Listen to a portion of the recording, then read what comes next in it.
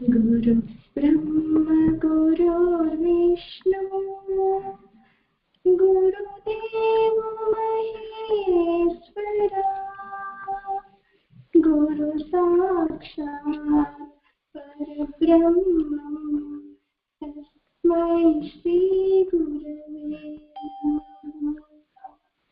गुरु ब्रह्म गुरुर्विष्णु गुरुदेव महेश्वरा गुरु साक्षात् परब्रह्मं तस्मै श्री गुरवे नमः। ज्ञानमूलं गुरुमूर्तिः पूजामूलं गुरुपादम् मंत्रमूलं गुरुवाक्यम् मोक्षमूलं गुरुकृपा ब्रह्म गुरुर्विष्णु गुरुदेव महेश्वरा गुरु साक्षात् परब्रह्मं तस्मै श्री गुरवे।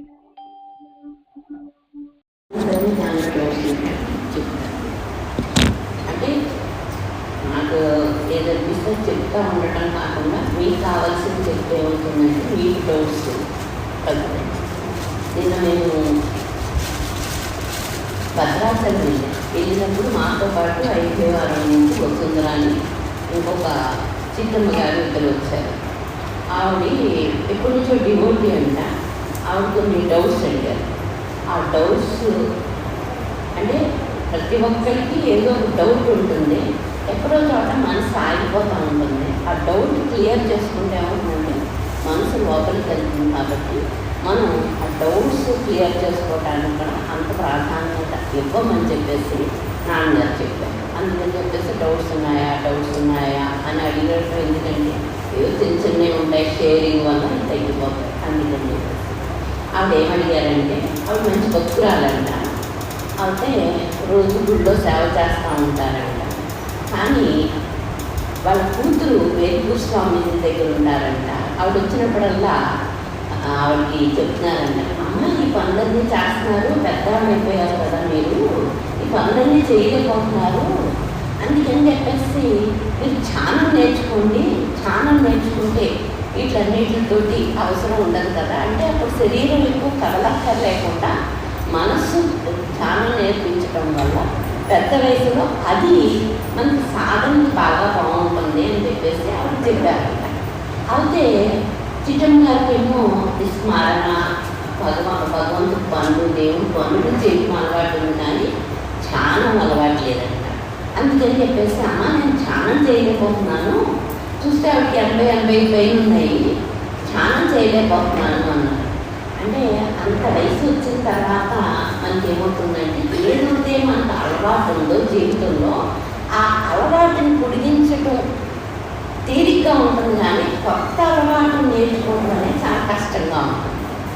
నేను ఆవిడతో ఏం చెప్పానంటే మీరు ధ్యానం ఏం చేయాలి అవసరం లేదు మీకు, ఎందుకంటే ఇప్పుడు ధ్యానం చేయటం మొదలు పెట్టగానే మనకి ఏమవుతుంది, ఏదో కొద్దిసేపు అవగానే మనం చెయ్యలేకపోతున్నామని మళ్ళీ మనకు అనిపించి బాధ వచ్చేస్తూ ఉంటాం. అంటే చేసుకునే పని చెడిపోతుంది.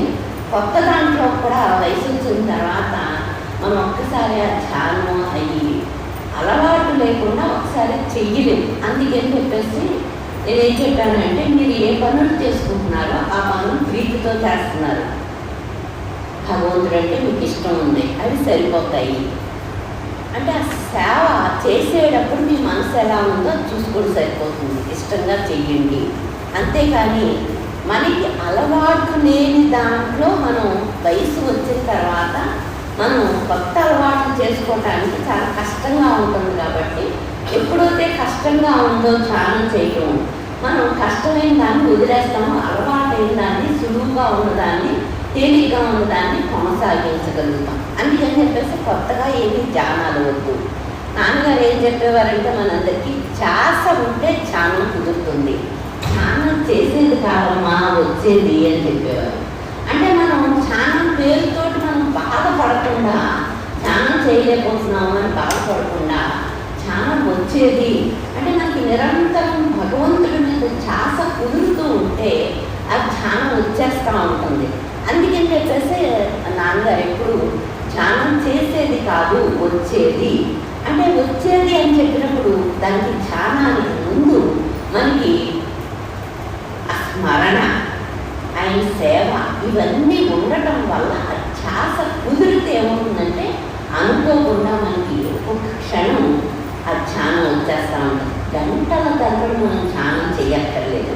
గంటల తరబడి చేసినప్పుడు ఏమవుతుందంటే మనకి అలవాటు లేక మనసు ఎటే వెళ్తుంది. మనకి శ్రవణం చేయడం బాగా తేలిగ్గా అనిపిస్తుంది. అదే జపం, ఆ జపం చేయటం అన్నా స్మరణ చేయటం అన్నా పాడుకోవటం అన్నా ఇలాంటి వాటిలో ఎక్కువ టైం స్పెండ్ చేయగలుగుతాం. కానీ ఆ ధ్యానం దగ్గరికి వచ్చేటప్పటికి ఏంటంటే మనకు అలవాటు లేక అది కష్టంగా అనిపించి వదిలేస్తాం. కాబట్టి మనకి ఏ స్మరణ అయితే జపం 10 నిమిషాలు చేసిన తర్వాతే ధ్యానం చేయాలి అని. జపం చేసినప్పుడు ఏమవుతుంది ఆ ప్రీతి కొద్దీ జపం చేసినప్పుడు మనకి ఆయన మీద ఇష్టం కొద్దీ ఆ ధ్యానం కుదురుతుంది, ధ్యాస కుదురుతుంది అన్నమాట.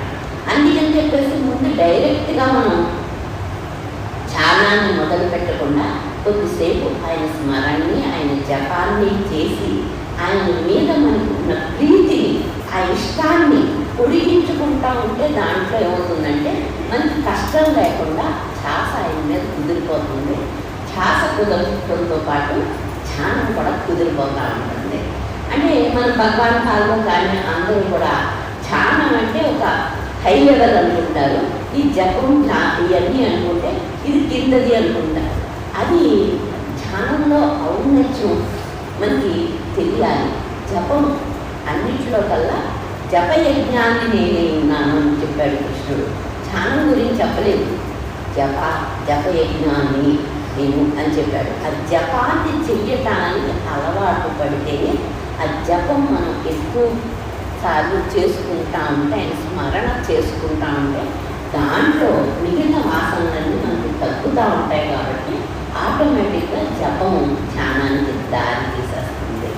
అంటే మనకి రాని దారి గురించి కన్నా వచ్చిన దాన్ని వదిలిపెట్టకుండా చేసుకోవటం అలవాటు చేసుకోవాలి. మనకి స్మరణ అలవాటు అయితే స్మరణ, ఏది అలవాటు అయితే అది పొడిగించుకుంటా ఉంటేనే మనకి మిగిలిన వాటిల్లో వెళ్తాం. కానీ దాన్ని ఏదో ఒక దాన్ని మనం ఒక్కసారి గంతాలి అంటే కష్టంగా ఉంటుంది. అలా గంతాల్సిన అవసరం లేదు. దీంట్లోనే జపంలోనే స్మరణలోనే ఇక్కడ మనకి అక్షరమాలలో భగవాన్ ఏం చెప్పాడు, స్మరణ మాత్రంగానే నీకు ధ్యానం వచ్చేస్తుంది, స్మరణే సరిపోతుంది అని అరుణాచలేశ్వరుడు మనకి అరుణాచల అనే స్మరణ మాత్రంగా నీకు జ్ఞానం వచ్చేస్తుందని ఈశ్వరుడు చెప్పిన మాటలు మనం చెప్తున్నారు. అంటే స్మరణ తక్కువది ధ్యానం ఎక్కువది అనేది మనం తీసేసి మనకి వచ్చిన దాన్ని ఆ స్మరణని ఎక్కువ పొడిగించుకోవటం వల్ల మన మనసు ఏమవుతుంది, పవిత్రమైపోతుంది అన్నమాట. ఆవిడ ఇంకేం చెప్పారంటే నన్ను ఏం అడిగారంటే, అమ్మ నేను భగవంతుడి పనులన్నీ చేస్తూ ఉంటాను, అవన్నీ బాగానే ఉన్నాయి, కానీ మరి మనకి ఇష్టం ఉంటే సరిపోతుంది అంటున్నావు. ఇష్టంతో పాటు మరి మన సంస్కారాలు ఉంటాయి కదా, మన సంస్కారాలు ఎలా పోతాయి అంటే మన సంస్కారాలు అంటే వాసనలు ఎలా పోతాయి, వాసనలు పోవాలి కదా జ్ఞానం రావాలంటే. నేను మరి ధ్యానము ఇవన్నీ ఏమీ చేయకుండా సంస్కారాలు ఎలా పోతాయి అని అడిగాను. సంస్కారాలు పోవాలి అంటే వాసనలు మనకు తగ్గాలి అంటే మనం చేసే పనిని, ఏ పని చేస్తున్నప్పటికీ ఈశ్వరుడు ప్రీత్యర్థం ఏ పని చేస్తున్నప్పటికీ ఫలితాన్ని ఆశించకుండా పని చేయటం వల్ల మనకి ఏమవుతాయంటే ఆ ఫలితం వైపు దృష్టి లేకుండా, నేను చేస్తున్నాననే భావం లేకుండా ప్రీతిగా ఇష్టంగా మనం పని చేయటం వల్ల మనకి సంస్కారాలు తగ్గిపోతాయి, మన వాసనలు తగ్గిపోతాయి. ఎందుకు తగ్గిపోతాయంటే మనం ఒక మంచి పని చేస్తాం, నేను చేస్తున్నాను, నేను చాలా మంచి పని చేస్తున్నాను అనుకుని చేసినప్పుడు ఏమవుతుంది, ఆ కర్తృత్వం బలపడుతుంది, అది నేనుగాడు బలపడతాడు. ఆ నేనుగాడు నేను పెట్టుకుని పని చేస్తే ఆ పని ఆ కర్మ మళ్ళీ ఫలితం మనకి చుట్టుకుంటుంది. ఏ మంచి పని చేసినప్పటికీ మనం ఫలితం వైపు దృష్టితోటి చెయ్యటం వల్ల అది మళ్ళీ ఫలితం మనకు వచ్చేస్తుంది. ఫలితం వచ్చిన వెంటనే మనం పుణ్యం చేస్తే ఎందుకైనా పుణ్యాలు చేస్తామంటే మనం పుణ్యం చేస్తే భోగాలన్నీ వస్తాయి, అన్నీ సౌకర్యంగా ఉంటాయి, అన్నీ మంచి జరుగుతూ ఉంటాయి, కష్టాలు రాకుండా మనకి పుణ్యం చెయ్యాలి అంటూ పుణ్యం పేరుతోటి పనులు చేస్తూ ఉంటాం. అంటే ఒక మంచి పని ఏదో ఆశ చూపించకుండా చెయ్యమంటే మన మనసు ఒప్పుకోదు. అందుకని పుణ్యం వస్తుంది అనగానే మనకి ఏమవుతుందో ఒక ఎర్రనమాట. పుణ్యం వస్తుంది కాబట్టి ఈ పని చేద్దామని చిన్నప్పటి నుంచి మన సంస్కృతిలో పుణ్యం ఆశతోటి పనులన్నీ చేయిస్తూ ఉంటారు. ఆ పుణ్యం ఆశించి పని చేయటం అలవాటు అవుతుంది మనకి. ఇక్కడ గురువు ఏం చెప్తున్నాడంటే, నువ్వు ఎప్పుడైతే పుణ్యం ఆశించి పని చేస్తున్నావో ఆ పని నీకు మంచి పని చేస్తున్నావు, చాలా మంచి పనులే చేస్తూ ఉండొచ్చు, కానీ ఆ పనులన్నీ నీకు ఫలితాన్ని ఇచ్చేస్తాయి. మళ్ళీ నువ్వు అనుభవించేస్తావు. దేహంతో ఏదో ఒక జంతు జన్మ అవ్వచ్చు, మానవ జన్మ అవ్వచ్చు, ఏ జన్మ అయినా సరే ఒక దేహంతో అనుభవిస్తావు. అనుభవించినప్పుడు మళ్ళీ నీకు అదే అనుభవించాలనే కోరిక వస్తూ ఉంటుంది. మనకి భోగం ఉంటే, మనకు ధనం ఉంటే ఆ ధనం పోవాలని మనం అనుకోం. ఎందుకంటే మనకు ఉన్నటువంటి సంపదలు, మనం అనుభవించే సుఖాలు మనల్ని వదిలి వెళ్ళిపోతాయేమో మనం కంగారు పడతా ఉంటాం. అంతేగాని ఆ సుఖాల్లో ఏమీ లేదు, ఆ ధనంలో ఏమీ లేదు. మనం ధనం రావటం తప్పులేదు, ధనం లేకపోతే ఏమైపోతాము. ధనం ఆశించి, సుఖాలు ఆశించి, పుణ్యాలు ఆశించి పని చెయ్యటంలోనే లోపం అంతా ఉంటుందన్నమాట. అంటే ఇక్కడ పుణ్యం ఆశించి పని చేయటం వల్ల ఆ పుణ్యం వచ్చేస్తుంది, ఆ ఫలితాన్ని అనుభవిస్తా. ఫలితం అనుభవించటంలో నీకు ఒక వాసన పడుతుంది, సంస్కారం పడుతుంది, మళ్ళీ అవి అనుభవించాలి అనే సంస్కారం పడుతుంది. ఆ సంస్కారాలన్నీ కూడా నీకు జ్ఞానానికి అడ్డము. అది మనకు తెలియాలన్నమాట. ఎందుకు గురువు దగ్గరికి వచ్చిన తర్వాత ఎందుకు మిగిలిన వాళ్ళు చెప్పలేకపోతున్నారు అంటే, మనకి పండితులు కానీ, మిగిలిన వాళ్ళు కానీ, తల్లిదండ్రులు కానీ, మిగిలిన వాళ్ళు పుణ్యం ఆశించకుండా, ఫలితం ఆశించకుండా పని చెయ్యమని చెప్పలేరు. ఎందుకు చెప్పలేరు అంటే, వాడికి ఎంతసేపు ఈ దేహమే మనం, మనసే మనం, మనసుకి దేహానికి అతీతంగా ఉన్నటువంటి ఆ బ్రాహ్మీ స్థితి అనుభవంలో లేకపోవటం వల్ల పండితులు కానీ, బ్రాహ్మణులు కానీ ఎవ్వరు కూడా చెప్పలేరు. ఎవరైతే బ్రహ్మమై ఉన్నాడో ఆ గురువు ఏం చేస్తాడంటే, మనల్ని ఫలితం వైపు నుంచి దృష్టిని మరలిస్తాడు. ఎటువైపుకు మరలిస్తాడు? జ్ఞానం వైపుకు మరలిస్తాడనమాట. మన స్వరూపం ఏదైతే ఉందో దాని వైపుకి మరలిస్తూ ఉంటాడనమాట. అంటే ఇక్కడ మనం జ్ఞానం కావాలి అనుకున్నప్పుడు ఫలితం వైపు దృష్టి ఉండకూడదు. పుణ్యాన్ని ఆశించి పని చేయకూడదు. పుణ్యం ఆశించి నువ్వు పని చేస్తున్నావు అనుకో, పుణ్యంతో పాటు పాపం కూడా వచ్చేస్తుంది, ఆటోమేటిక్గా వచ్చేస్తుంది. కానీ ఎప్పుడైతే నీకు ఫలితం పట్ల దృష్టి లేదో, ఆ దృష్టి లేకపోవటం వల్ల నీ మనస్సు ఏమవుతుందంటే, భగవంతుడి ప్రీతి కోసం ఇవన్నీ చెయ్యటంలో నేను చేస్తున్నాను అనే కర్తృత్వం తగ్గిపోతుంది. ఎవరైతే పుణ్య పాపాలని అనుభవిస్తాడో ఆ అనుభవించేవాడు, ఆ వేణుగాడు, ఆ దేహ బుద్ధి అది నశించిపోతూ ఉంటుంది. అందుకని చెప్పేసి ఫలితం వైపు దృష్టి పెట్టకుండా నువ్వు పని చెయ్యి. ఫలితం వైపు దృష్టి పెట్టద్దు అన్నానని పని మానేయకురా. పని మానేస్తే నువ్వు పాడైపోతావు. ఫలితం వైపు దృష్టి పెట్టవద్దని చెప్పాను కానీ నీకు ఫలితం ఇవ్వనని చెప్పట్లేదు. ఫలితాన్ని ఇస్తాను. ఎలా ఇస్తాను అంటే, నువ్వు అనుకున్నట్టుగా భోగ రూపంలో కాకుండా జ్ఞాన రూపంలో ఇస్తాను. నీకు ఏది అవసరమో ఆ రూపంలో ఇస్తాను. అందుకని చెప్పేసి ఫలితం వచ్చేస్తుందిరా. నువ్వు ఆశించినంత మాత్రాన ఎక్కువ రాదు, తక్కువ రాదు. కానీ ఫలితం వైపు నీ దృష్టి ఉండటం వల్ల నీకులో సంస్కారాలు ఏర్పడతాయి, వాసనలు బలపడిపోతూ ఉంటాయి, వాసనలు పెరిగిపోతూ ఉంటాయి. ఎప్పుడైతే వాసనలు, సంస్కారాలు పెరిగిపోతూ ఉన్నాయో ఆ సంస్కారాలన్నీ కూడా మళ్ళీ మనకి తలంపు రూపంలో వచ్చేస్తూ ఉంటాయి. ఈ ఈ తలంపులే మనకు అర్థమని తెలుస్తూ ఉంది. తలంపుని ఎలా తగ్గించుకోవాలని మనం అనుకుంటా ఉంటాం కదా. దానికి నాన్నగారు ఏమని చెప్పేవారంటే, నీకు వాసన తగ్గిపోయింది అనుకో, ఆ తలంపులు తగ్గిపోతాయి. నీకు ఏదైనా అనుభవించాలి అని ఆ కోరిక వచ్చినప్పుడు నువ్వు కిందటి జన్మల్లో కానీ అంతకు ముందు కానీ ఏదైతే అనుభవించావో దాని వైపే దృష్టి మరలుతుంది, కానీ భగవంతుడి వైపుకి, అంతర్యామిగా ఉన్న భగవంతుడి వైపుకి దృష్టి మరలదు. అది భోగం చేసే మనకి ఆ భోగ దృష్టి వల్ల, ఆ భోగం అనుభవించటం వల్ల ఆ వాసన ఏమైపోతుందంటే జ్ఞానానికి అడ్డుపడిపోతుంది. అందుకని చెప్పేసి నువ్వు ఫలితం వైపు దృష్టి పెట్టకుండా ఏ పని చేసినప్పటికీ ఆ పని చేసేటప్పుడు నేను చేస్తున్నాను అనే భావాన్ని తగ్గించుకుంటా భగవంతుడి ప్రీత్యర్థం ఈ పని చెయ్యాలి అని నీ మనసు ఎప్పుడైతే అలాగా మరల్చబడ్డందో భగవంతుడి ప్రీతి, భగవంతుడు దయ వస్తూ ఉంటాయి. ఆయన దయ వస్తే అన్నీ కూడా మనకి లోకంలో కావలసిన అవసరాలన్నింటినీ తీరుస్తాడు, జ్ఞానాన్ని ఇచ్చేస్తాడు. ఇక్కడ మళ్ళీ మనకి సంస్కారాలు, వాసనలు ఏర్పడవు కాబట్టి ఆ వాసనలు తగ్గే కొద్దీ మనకి తలంపులు తగ్గుతూ ఉంటాయి. వాసనలు బలపడే కొద్దీ తలంపులు పెరిగిపోతూ ఉంటాయి. ఈ తలంపులు మనం వద్దు అనుకుంటూ ఉంటాం. తలంపులు రావటం వల్ల మన సహజ స్థితి అయిన శాంతి అడ్డుపడిపోతూ ఉంటుంది. అందుకని చెప్పేసి మనకి తలంపులు వద్దు, తలంపులు మనం ఆపుకోలేకపోతున్నాం. గాఢ నిద్రలో మనకి తలంపులు లేవు కాబట్టి సుఖంగా ఉన్నాం.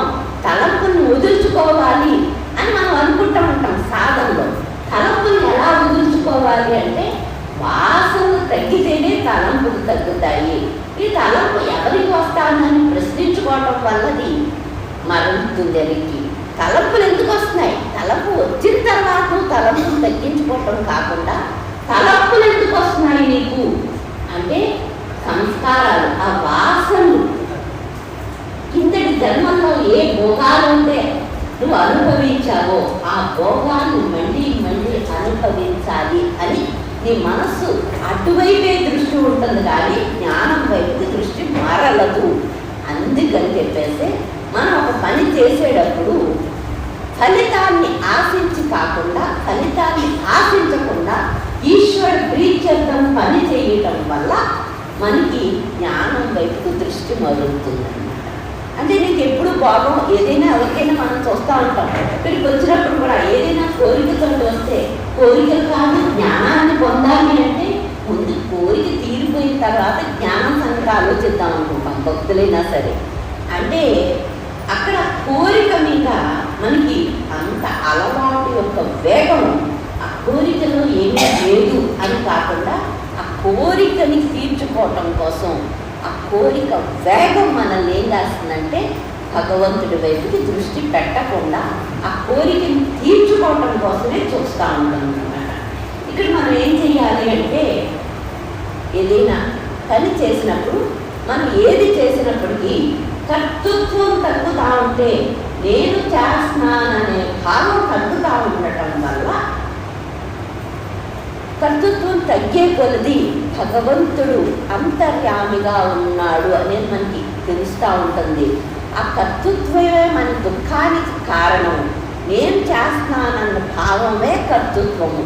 కర్తృత్వం తగ్గితే దుఃఖం తగ్గుతుంది. మనకి ఎప్పుడైతే దుఃఖం తగ్గిపోతా ఉందో భగవంతుడి వైపు దృష్టి పెరుగుతూ ఉంటుంది. పని చేస్తూ ఉంటాము, కానీ ఫలితం వైపుకు దృష్టి పెట్టకుండా పని చెయ్యాలి. పని మానేయకూడదు, పని చెయ్యాలి. ఫలితం వైపు దృష్టి పెట్టకుండా ఉంటే నీకు ఫలితం వచ్చేస్తుంది, నీకు జ్ఞానం కూడా వచ్చేస్తుంది, రెండు వచ్చేస్తాయి. ఫలితం వైపు దృష్టి పెడితే నీకు కర్తృత్వం వల్ల దుఃఖం వచ్చేస్తుంది. దుఃఖం మన సహజ స్థితిలో మనం దుఃఖం లేదు కాబట్టి మనం దుఃఖం వద్దు అనుకుంటాం. దుఃఖం రావాలి అనుకోం, దుఃఖం వద్దు అనుకుంటాం. దుఃఖం వద్దు అనుకున్నప్పుడు మనం దుఃఖం వచ్చే పనులు చెయ్యకూడదు. ఏదయ్యా దుఃఖం వచ్చే పనులంటే కర్తృత్వమే, నేను చేస్తానన్న భావమే మనకు దుఃఖానికి కారణం కాబట్టి పని చెయ్యాలి. భగవంతుడు మనకి ఈ అవకాశం ఇచ్చాడు, భగవంతుడు ఈ పని చేయిస్తున్నాడు, భగవంతుడు ప్రీత్యర్థం ఈ పని చేద్దాము అని మనసును అలాగా మరుల్చుకోవటం వల్ల మనకి ఫలితం వైపు దృష్టి మరులుతుంది. ఫలితం వైపు దృష్టి లేకుండా, ఫలితాన్ని ఆశించకుండా పని చేస్తూ ఉంటాము, ప్రీతిగా చేస్తూ ఉంటాము, శ్రద్ధగా చేస్తూ ఉంటాము, స్కిల్గా చేస్తూ ఉంటాము. ఈ చెయ్యటంలో భగవంతుడు మనల్ని ఏంటంటే సంస్కారాలు, వాసనలు పుట్టకుండా మనం బాహ్యంగా ఏదో లేదు, మనకి ఏదో అనుభవించాలి అని కాకుండా భగవంతుడిని పొందాలి అనే ఆ జ్ఞానాకాంక్ష పెరుగుతూ ఉంటుంది అన్నమాట. అందుకని చెప్పేసి మనం ఏ పని చేసినప్పటికీ నేను చేస్తున్నాననే కర్తృత్వం రాకుండా నెమ్మదిగా ప్రయత్నించడం వల్ల మన ప్రయత్నం వెనకాల భగవంతుడు కృప ఉంది. మనం ప్రయత్నం చేస్తే ఆయన కృప కొద్దీ మనల్ని ఏం చేస్తాడంటే అది నేను చేస్తున్నాననే భావాన్ని తగ్గిస్తూ ఉంటాడు. కర్తృత్వం తగ్గే కొద్దీ మనకి దుఃఖం తగ్గుతుంది, జ్ఞానానికి మార్గం కనిపిస్తూ ఉంటుంది. ఎప్పుడైతే దుఃఖం తగ్గుతాందో, కర్తృత్వం తగ్గుతాందో, ఆ నేనుగాడు తగ్గుతున్నాడో, బలహీన పడుతున్నాడో, అప్పుడు మనకి జ్ఞానం పొందాలనే కాంక్ష కూడా పెరుగుతూ ఉంటుంది. ఆ జ్ఞాన కాంక్ష పెరిగే కొద్దీ మనకి ఏమవుతుందంటే ఈ పనులన్నిటినీ మనం చేస్తున్నాము, ఈ కర్మ సముద్రంలోంచి బయటికి రావాలి అంటే ఆ నేను చేస్తాననే భావం లేకుండా పని చేయడంతో పాటు బాహ్యంగా ఎక్కడ ధనంలో కానీ, పాండిత్యంలో కానీ, సంపదల్లో కానీ ఎక్కడా బయట భగవంతుడు లేడు. ఆయన అంతర్యామిగా ఉన్నాడు. మన మనసు బాహ్యముఖం అయిపోకుండా అంతర్ముఖం చేసుకోవాలి అంటే మనంతట మనకి అది వెలుతిరగదు. గురువు యొక్క దయ వల్ల, భగవంతుడి యొక్క దయ వల్ల మనకి బయట ఏమీ లేదు అనే వివేకాన్ని ఇవ్వటంతో పాటు, వివేకాన్ని ఇస్తూ ఉంటాడు. బయట ఏమీ లేదురా అని మనం ఎక్కడికో వెళ్తాం, అరుణాచలేశ్వరుడు అక్కడ ఉన్నాడా, లేదు మనలో ఉన్నాడు కదా అనిపిస్తూ ఉంటుంది మనకి. కానీ మనం వెళ్తూ ఉంటాం, వెళ్ళటంలో తప్పు లేదు. మన లోపలే ఉన్నాడని తెలుసుకుని వెళ్ళటం వల్ల మనకి లోపల నుంచే ఆయన మన మనస్సుని ఆయన చల్లబరుస్తూ ఉంటాడు. మన మనసు తగ్గుతూ ఉంటుంది, అడుగుతూ ఉంటుంది.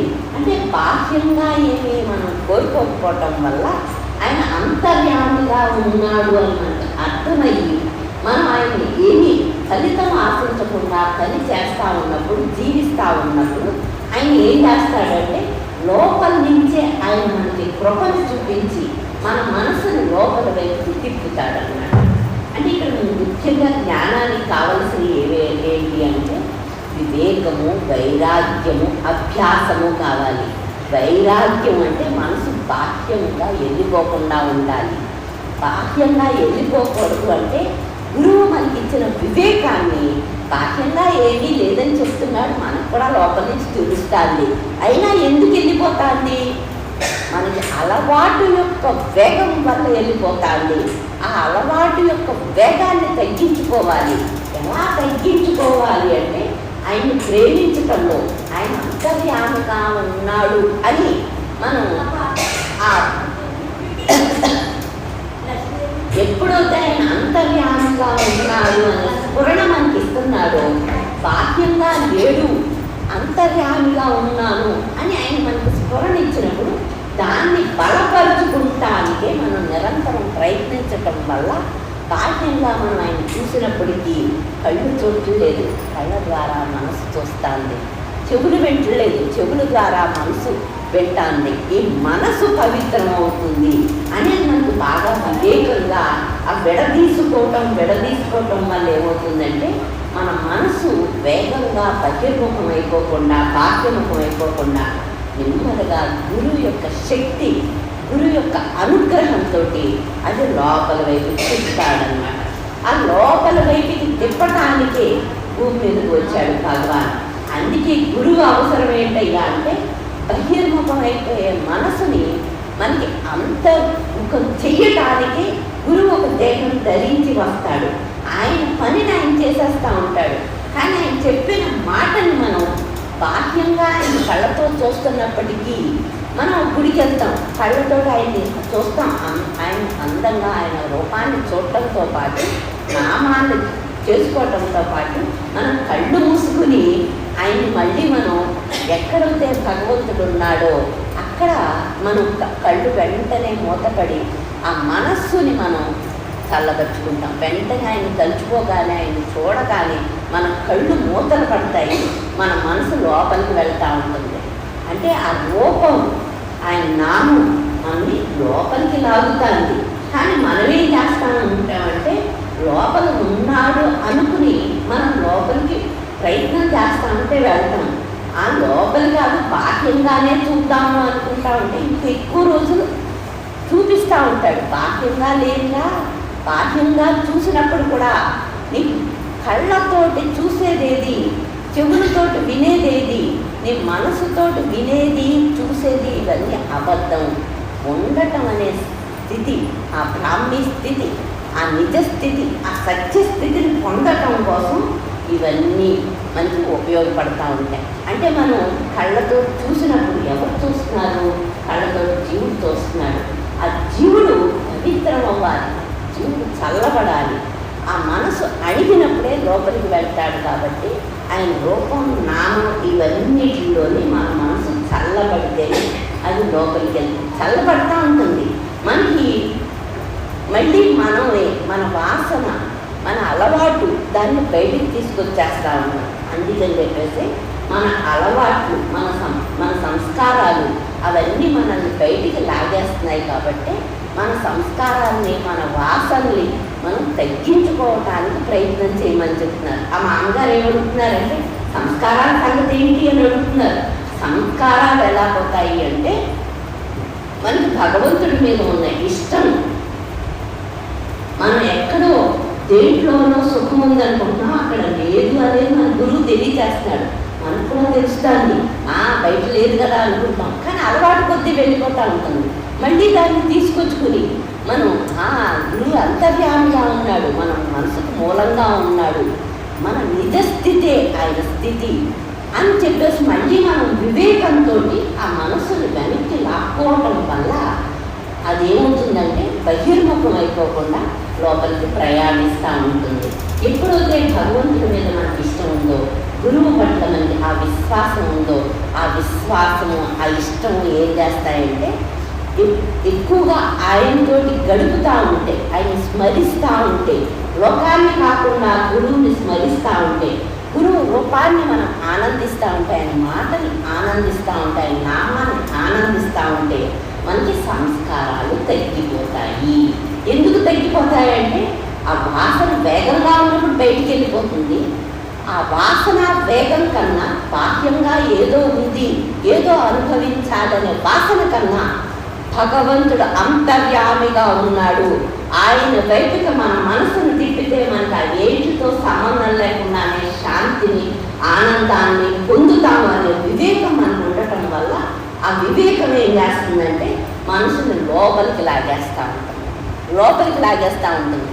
అలవాటు కొద్దీ వెళ్ళినా మళ్ళీ మనం ఎప్పుడైనా కాలు జారుతూ ఉంటే వెంటనే ఏదో ఒకటి పట్టుకుని కాలు జారకుండా కాపాడేసుకుంటాం మన దేహాన్ని. అలాగే అలవాటు కొద్దీ మన మనసు బహిర్ముఖం అయిపోతూ ఉంటే మళ్ళీ మన వివేకం, గురువు ఇచ్చిన వివేకం, అనుగ్రహం మనల్ని వెనక్కి లాగేస్తుంది. లాగేసి అందులో ఏమీ లేదు, మనసుకు మూలంగా ఉన్నాను, నీ మనసును వెనక్కి తిప్పు. ఆ వెనక్కి తిప్పడంలోనే ఆ మనసుకు మూలంగానే నేను ఆనందంగా ఉన్నాను, శక్తిగా ఉన్నాను, సత్యంగా ఉన్నాను అని చెప్పేసి మనకి ఆనందంగా ఉన్నాను అని మన మనసు మనకి వివేకాన్ని ఇచ్చి వెనక్కి లాగుతూ ఉంటుంది అన్నమాట. అంటే మనం ఏం చేస్తాం, మనకి భగవంతుడు ఇచ్చిన వివేకాన్ని, మనం నేర్చుకున్న వివేకాన్ని వదిలేసి ఆ లోకంలో ఎవరో ఏదో చెప్పిన మాటలు పట్టుకుంటూ ఉంటాం. అంటే బయట ఎవరో చెప్పిన మాటలు కాదు, గురువు చెప్పినటువంటి, శాస్త్రంలో చెప్పినటువంటి ఆ మాటకి ప్రాధాన్యత ఇచ్చి మనం మనసుని వెనక్కి తిప్పుకుంటూ ఉండాలి. ఆ వెనక్కి తిప్పుకోవడంలో ప్రయత్నంలోనే గురువు అనుగ్రహం ఉంటుంది. కాబట్టి ఆయన వచ్చిన పని అందుకే. కాబట్టి మనసుని బాహ్యముఖం అయిపోకుండా అంతర్ముఖం చేస్తూ ఉంటాడు. అంటే ఇక్కడ వైరాగ్యము అంటే వివేకము, వైరాగ్యము. నీకు భగవంతుడు ఏ మాటలైతే చెప్పాడో ఆ మాటను విడదీసుకోవటం వల్ల బాహ్యంగా వస్తువుల పట్ల, బాహ్యంగా ఏట్లి పట్ల ఎల్లకుండా మనస్సు బాహ్యముఖం అయిపోకుండా వైరాగ్యము ఎల్లకుండా ఉంటుందని. వైరాగ్యం లేకుండా జ్ఞానం రాదు. ఎందుకంటే ఇది బాహ్యముఖం అన్నా వెళ్ళాలి, అంతర్ముఖం ఏదో ఒక పని చేస్తుంది. ఇది బాహ్యముఖం అయిపోవట్లేదు అంటే వైరాగ్యం యొక్క గొప్పతనం అది. నీకు మనసు బాహ్యముఖం అవ్వకుండా ఉంటుంది ఎక్కువగా అని చెప్పినప్పుడు అది వైరాగ్యంలో ఉన్న ఔన్నత్యం, గురు అనుగ్రహంలో ఉన్న ఔన్నత్యం అని మనకు తెలిసినప్పుడు మనం ఏం చేస్తాము? మనసును లోపలికి తిప్పుకుంటాం. ఆయన ఎక్కడ ఉన్నానని చెప్తున్నాడు, మనం హృదయంలో ఉన్నానని చెప్తున్నాడు, అందరి హృదయాల్లో ఉన్నానని చెప్తున్నాడు. ఆయన వైపుగా మనం ఆయన్ని తిప్పుకుంటాం అన్నమాట. అందుకని చెప్పేసి వైరాగ్యం లేకుండా, వివేకం లేకుండా, అభ్యాసం లేకుండా జ్ఞానం రాదు. కృష్ణుడు చెప్పినప్పటికీ, ప్రతి గురువు చెప్పినప్పటికీ వైరాగ్యమే జ్ఞానము. అంటే మనసు ఎక్కడికి వెళ్ళకుండా ఉంటే ఏమవుతుంది? గూట్లో పడిపోతుంది. ఒక వస్తువుకి మనం వదిలేస్తే భూమిని ఎలా ఆకర్షిస్తుందో మన మనస్సు బాహ్యముఖం అవ్వకపోతే, దానికి వైరాగ్యం బాగా నిలబడితే అదేమవుతుందంటే ఆటోమేటిక్గా లోపలికి పడిపోతుంది. దాని మూలంలోకి అది ప్రయాణిస్తూ ఉంటుంది. మనకి అంత శక్తి లేకపోయినప్పుడు అభ్యాసము, ఆ అభ్యాసాన్ని ఏంటంటే వైరాగ్యంతో పాటు ఇది కూడా ప్రయత్నం చేయటం వల్ల అదేమవుతుంది? లోపలికి వెళ్ళటానికి అలవాటు పడినప్పుడు బాహ్యానికి అలవాటు పడదు. అంటే పచ్చగడ్డి అలవాటు పడ్డది కూడా ఎండుగడ్డి తినదు, పచ్చగడ్డి కోసమే చూస్తుంది. లోపల ఆనందాన్ని పొందుతా ఉన్నప్పుడు బాహ్యంగా ఏదో ఉంది, అక్కడ ఏదో పొందుదాం అని మన మనసు వెళ్ళకుండా ఆగిపోతుంది. అంటే ఇక్కడ అందాలి, అప్పుడే అక్కడికి వెళ్ళకుండా ఆగుతుంది. ఇక్కడ పొందకపోతే అక్కడ ఏదో ఉంది అనిపిస్తుంది. అందుకని అభ్యాసం ద్వారా ఆ మనసు మూలం వైపుకి మనం ప్రయాణం చేయడంలోనే మన మనసు చల్లబడిపోవటం, అక్కడికక్కడే మనకి శాంతి, ఆనందం వస్తూ ఉంటాయి. కాబట్టి ప్రయాణంలోనే ఆనందం వచ్చేస్తుంది. కాబట్టి మనకి ఈ ఆనందం రుచి చూసినప్పుడు మనసు బయటికి వెళ్ళకుండా ఆగిపోతుంది అన్నమాట. అంటే వైరాగ్యము, మనం వైరాగ్యం అంటే ఏంటి? వైరాగ్యం ఏంటంటే బట్టలు మార్చుకోవటం, దండలు వేసుకోవటం, మన ఈ మిగిలినవన్నీ కాదు, మన మనస్సు బాహ్యముఖం వెళ్ళకుండా ఉండటమే వైరాగ్యము. ఆ వైరాగ్యానికి ఏంటంటే ఈ సన్యాసాసనము ఇవన్నీ ఏంటంటే మనం బట్టలు కట్టుకున్నప్పుడు మన దృష్టి బట్టల వైపుకి వెళ్ళిపోతుంది. అందుకని ఆ సన్యాసులుగా ఎర్రబట్టలు, అలాగే ప్రతి దానికి కూడా అటు వెళ్ళకుండా వాళ్ళు అవన్నిటినీ మారుస్తారనమాట. ఆ మార్చటం వల్ల మనకి ఆ మనసు వెళ్ళకుండా ఎప్పుడైతే కట్టుదిట్టం చేసుకుంటామో మన బట్ట, తిండి అన్నిటిలోని అది ఇంకెటు వెళ్ళకుండా ఇటు వస్తుంది. లేకపోతే అలవాటు కొద్దీ వెళ్ళిపోతూ ఉంటుంది. అందుకని చెప్పేసి సన్యాసంలో బట్టలు మార్చుకున్నప్పటికీ, జపాలు చేసినప్పటికీ, ధ్యానాలు చేసినప్పటికీ మన మనసుకి ఆ ట్రైనింగ్ అన్నమాట. గురువుగారు మనకి అంత కష్టపడకుండా ఇవన్నిటినీ మనకి ఎక్కువగా ఇవ్వటం వల్ల మనం ఏం చేస్తున్నామంటే చిన్న చిన్నవి మనం చేసుకోవటానికి కూడా ఆ ఇచ్చిన వివేకాన్ని ఉపయోగించుకుని విడదీసుకోకుండా మనం బాహ్యంగానే ప్రపంచం వైపుకే వెళ్తున్నాం. ప్రపంచంలో ఏమీ లేదు, నీ మనసే ప్రపంచంగా మారుతుంది అని మనకు అర్థం అవ్వాలన్నమాట. బయట ఎవరో ఏదో అంటున్నారు, భగవాన్ ఎప్పుడు అంటూ ఉండేవారు, అక్క మురుగుతాంది అంటే కుక్క మరగట్లేదురా, నీ మనసు మురుగుతాంది అంటే ఏదైనా శబ్దమైనప్పుడు, ఏదైనా ఒక మాట అన్నప్పుడు మన మనసుకి అటువైపు దృష్టి లేకుండా ఉంటే అది గ్రహించదు. మన మనసు దృష్టి అటువైపు ఉంటే అది గ్రహిస్తుంది. మన దృష్టి ఎటువైపు ఉండాలి? భగవంతుడి వైపు ఉంటే బయట ప్రపంచంలో ఏమీ లేదు, మన మనసే ప్రపంచంగా మారుతుంది. మన మనసే మన శరీరంగా మారుతుంది. మన మనసే లోపల ఉన్నటువంటి భగవంతుడే, అక్కడ ఉన్నది కూడా భగవంతుడే అది మనకి అర్థమవుతూ ఉండాలి. అంటే ఒక పని చేసినప్పుడు మనం చిన్న చిన్నగా నేర్చుకునేటప్పుడు ఫలితాన్ని ఆశించకుండా పని చేద్దాము. ఇప్పుడు ఏంటంటే ఇదంతా కలియుగం, తెలివితేటలు ఎక్కువ ఉండటం వల్ల, స్వార్థం పెరగటం వల్ల ప్రతి పని కూడా ఏంటంటే ఏదైనా ఫలితం వస్తుంది అంటేనే పని చేస్తారు, లేకపోతే చెయ్యట్లేదు అనమాట. ఫలితం ఆశించకుండా పని చేయడం మన మనసుకి ట్రైనింగ్ ఇవ్వటం వల్ల అనేక సంస్కారాలు తగ్గిపోతాయి. ఫలితం ఆశించిన పని చేస్తే ఆ ఫలితాన్ని అనుభవించటంలో నువ్వు మళ్ళీ మళ్ళీ దాన్నే కోరుకుంటా ఉంటుంది నీ మనసు. అనేక జన్మలకి కారణమవుతుంది. కర్మ చక్రంలోంచి బయటికి రాదు. అక్కడ మనకి వివేకం ఉండాలన్నమాట. బయట వాళ్ళు ఏదో ఫలితాన్ని ఆశిస్తున్నారు కదా అని మనం కూడా ఆశించకూడదు. మనం సాధకులు ఏంటంటే మన మనస్సుని పరచబడేటట్టుగా చేసుకోవాలి. ఎవరైతే ఆ వేణుగాడు ఉన్నాడో వాడే సాధన చేస్తున్నాడు. ఆ సాధకుడు బలపడిపోయే కొద్దీ మనకు కష్టంగా ఉంటుంది. ధ్యానం చేయమంటే చెయ్యదు. సాధకుడు పరచబడే కొద్దీ ఆ ధ్యానం ధ్యాస అన్నీ కుదురుతూ ఉంటాయి అన్నమాట. అందుకని చెప్పేసి మనం ఏంటంటే ఎక్కడికక్కడ వివేకంతో విడదీసుకోవటం వల్ల ప్రపంచాన్ని అనుకరించకూడదు, లోకాన్ని అనుకరించకుండా, ఇతరుల్ని అనుకరించకుండా, లౌకికులతో స్నేహం లేకుండా మనం భక్తులతో స్నేహం చేయటం వల్ల ఏమవుతుందంటే మనం మర్చిపోయినప్పుడు కూడా, మన వాసన వేగంగా వెళ్ళిపోయినప్పుడు కూడా మన స్నేహితులు, మన భక్తులు మనల్ని అది కాదు ఇది చెయ్యాలి అని మనకి తెలియజేస్తూ ఉంటారు. ఇక్కడ నాన్నగారు చక్కగా ఏం చెప్పేవారంటే, మీరు ఎక్కువగా ఎవరైతే వ్యతిరేకత ఉందో ఆ వ్యతిరేకత ఉన్న వాళ్ళతోటి ఎక్కువ స్నేహం చెయ్యొద్దు. సమాజం పట్ల కానీ, భగవంతుడి పట్ల కానీ, లోకం పట్ల కానీ, ఎవరి పట్ల అయినా సరే మన మనసుకు వ్యతిరేకత ఉంది అంటే కనుక వాళ్ళతోటి ఎవరికి స్నేహం చెయ్యొద్దు అని. వాళ్ళకి వ్యతిరేకత ఏం చేస్తుంది? మనం కూడా వాళ్ళ నుంచి వ్యతిరేకత నేర్చుకుంటాం. ఎవరికైనా ద్వేషం ఉంటే మనం ఏం చేస్తాము? ఆ ద్వేషాన్ని వాళ్ళని నిరంతరం వాళ్ళని చూడటం వల్ల మనకు కూడా ఆ ద్వేషం వచ్చేస్తూ ఉంటుంది, ఆ వ్యతిరేకత వచ్చేస్తూ ఉంటుంది. సమాజం పట్ల వ్యతిరేకత ఉండకూడదు. అలాగే కుటుంబం పట్ల కానీ దేని పట్ల వ్యతిరేకత ఉండకూడదు.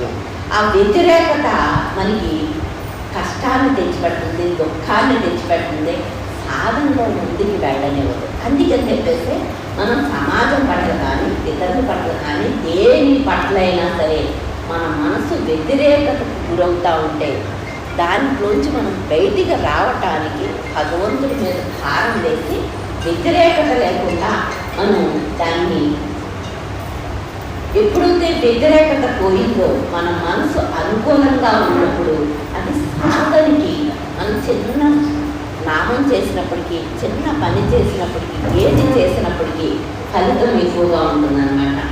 అంటే అది వ్యతిరేకత ఉన్నప్పుడు మనసు ఏమవుతుంది?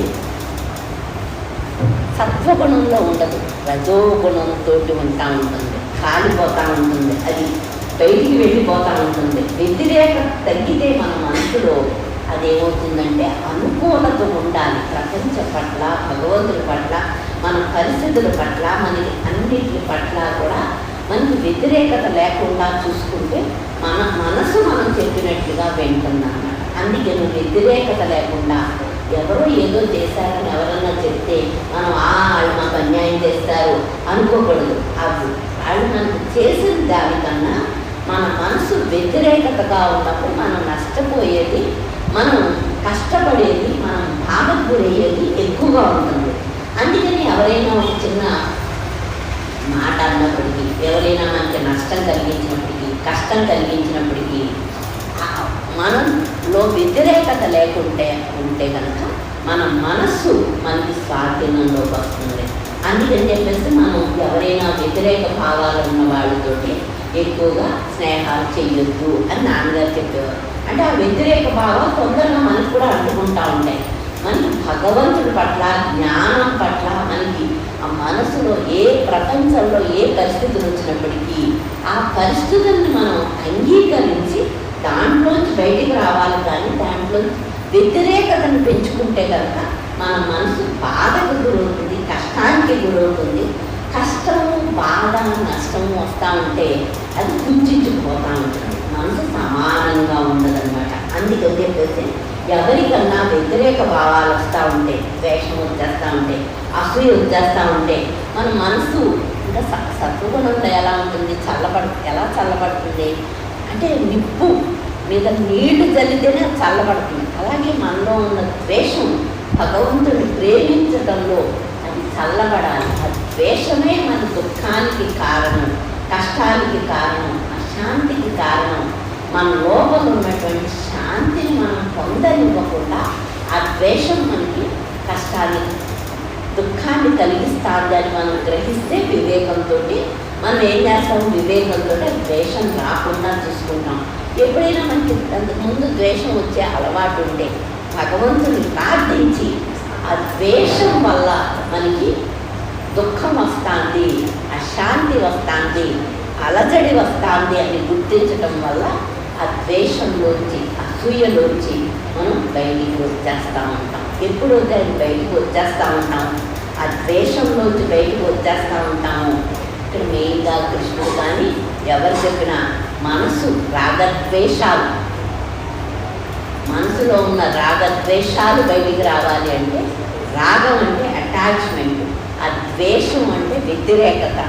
వాళ్ళు ఏదో మనకి అన్యాయం చేసేస్తున్నారు అనుకుంటాం, వాళ్ళు అన్యాయం చేయట్లేదురా, నీ మనసు నీకు అన్యాయం చేస్తుంది. నీ మనసు వాళ్ళు ద్వేషించినప్పటికీ నువ్వు కూల్గా ఉంటే కనుక నీకేమవుతుంది, నీకు అక్కడికక్కడే మనసు చల్లబడిపోతుంది. వాళ్ళు అన్యాయం చేసినప్పుడు మనం దాన్ని తీసుకోకుండా, స్వీకరించకుండా ఉంటే బుద్ధుడు ఏమనేవాడు, నువ్వు పండించావనుకో నేను స్వీకరించలేదనుకో పండు ఎవరికి వస్తుందంటే నా దగ్గరే ఉంటుంది. అలాగే ద్వేషించినప్పుడు కూడా మనం అది ద్వేష కారణం ఉన్నప్పటికీ ద్వేషించకుండా మనం ఉంటే మనలో ఉన్నటువంటి అలజడి, మనకి ఎక్కువ అలజడి రావట్లేదో వాళ్ళకి అర్థమవుతుంది, వాళ్ళు ఎక్కువగా అలజడి పొందుతారు అన్నమాట.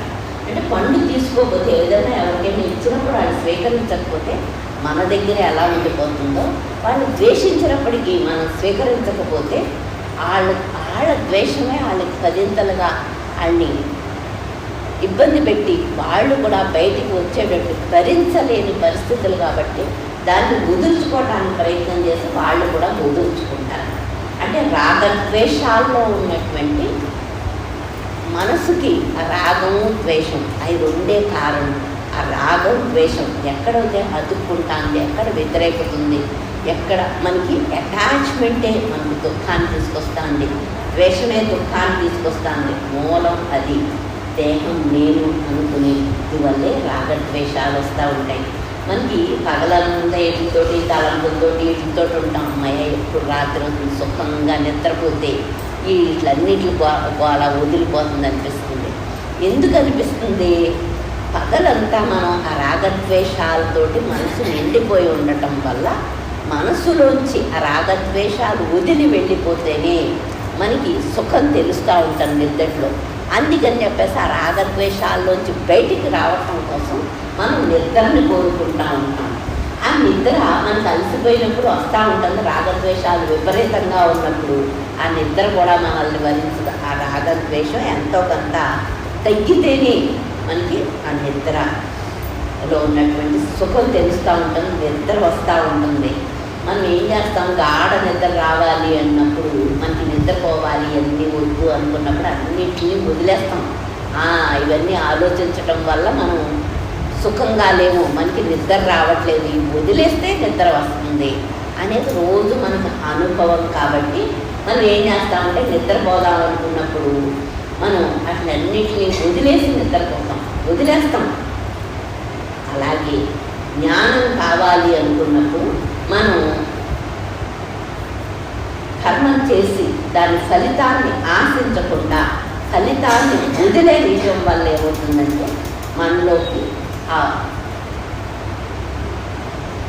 నేను అనే కర్తృత్వం తగ్గటంతో పాటు మనకి సుఖం, ఆనందానికి దారి తెలుసు.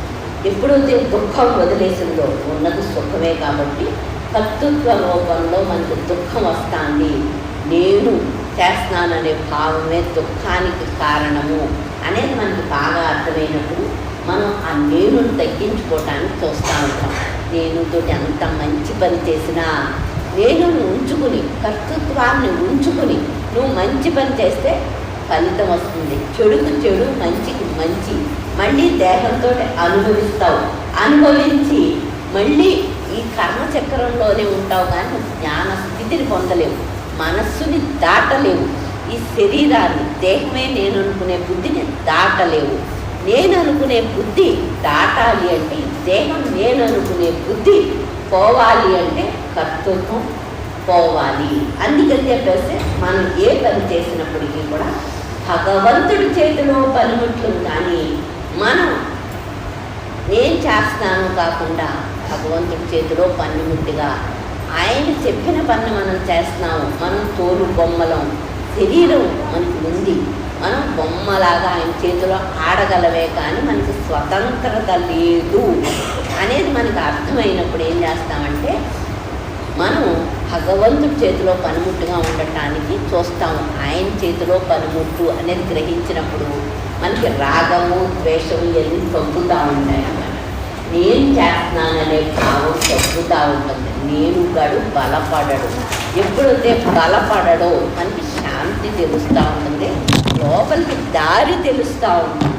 నేను బలంగా ఉన్నప్పుడు దారి తెలియదు. నేను బలహీన పడినప్పుడు కర్తృత్వం తగ్గుతూ ఉంటుంది, మనకి దారి తెలుస్తూ ఉంటుంది. మనసు మూలంగా ఉన్నటువంటి ఆ స్థితి, ఆత్మస్థితికి, అజ్ఞాన స్థితికి దారి కనిపిస్తూ ఉంటుంది. కాబట్టి మనం కర్తృత్వాన్ని వదులుకోవటానికి ఎలా ప్రయత్నం చేయాలో నాన్నగారు చక్కగా మనకి తెలియజేస్తున్నారనమాట.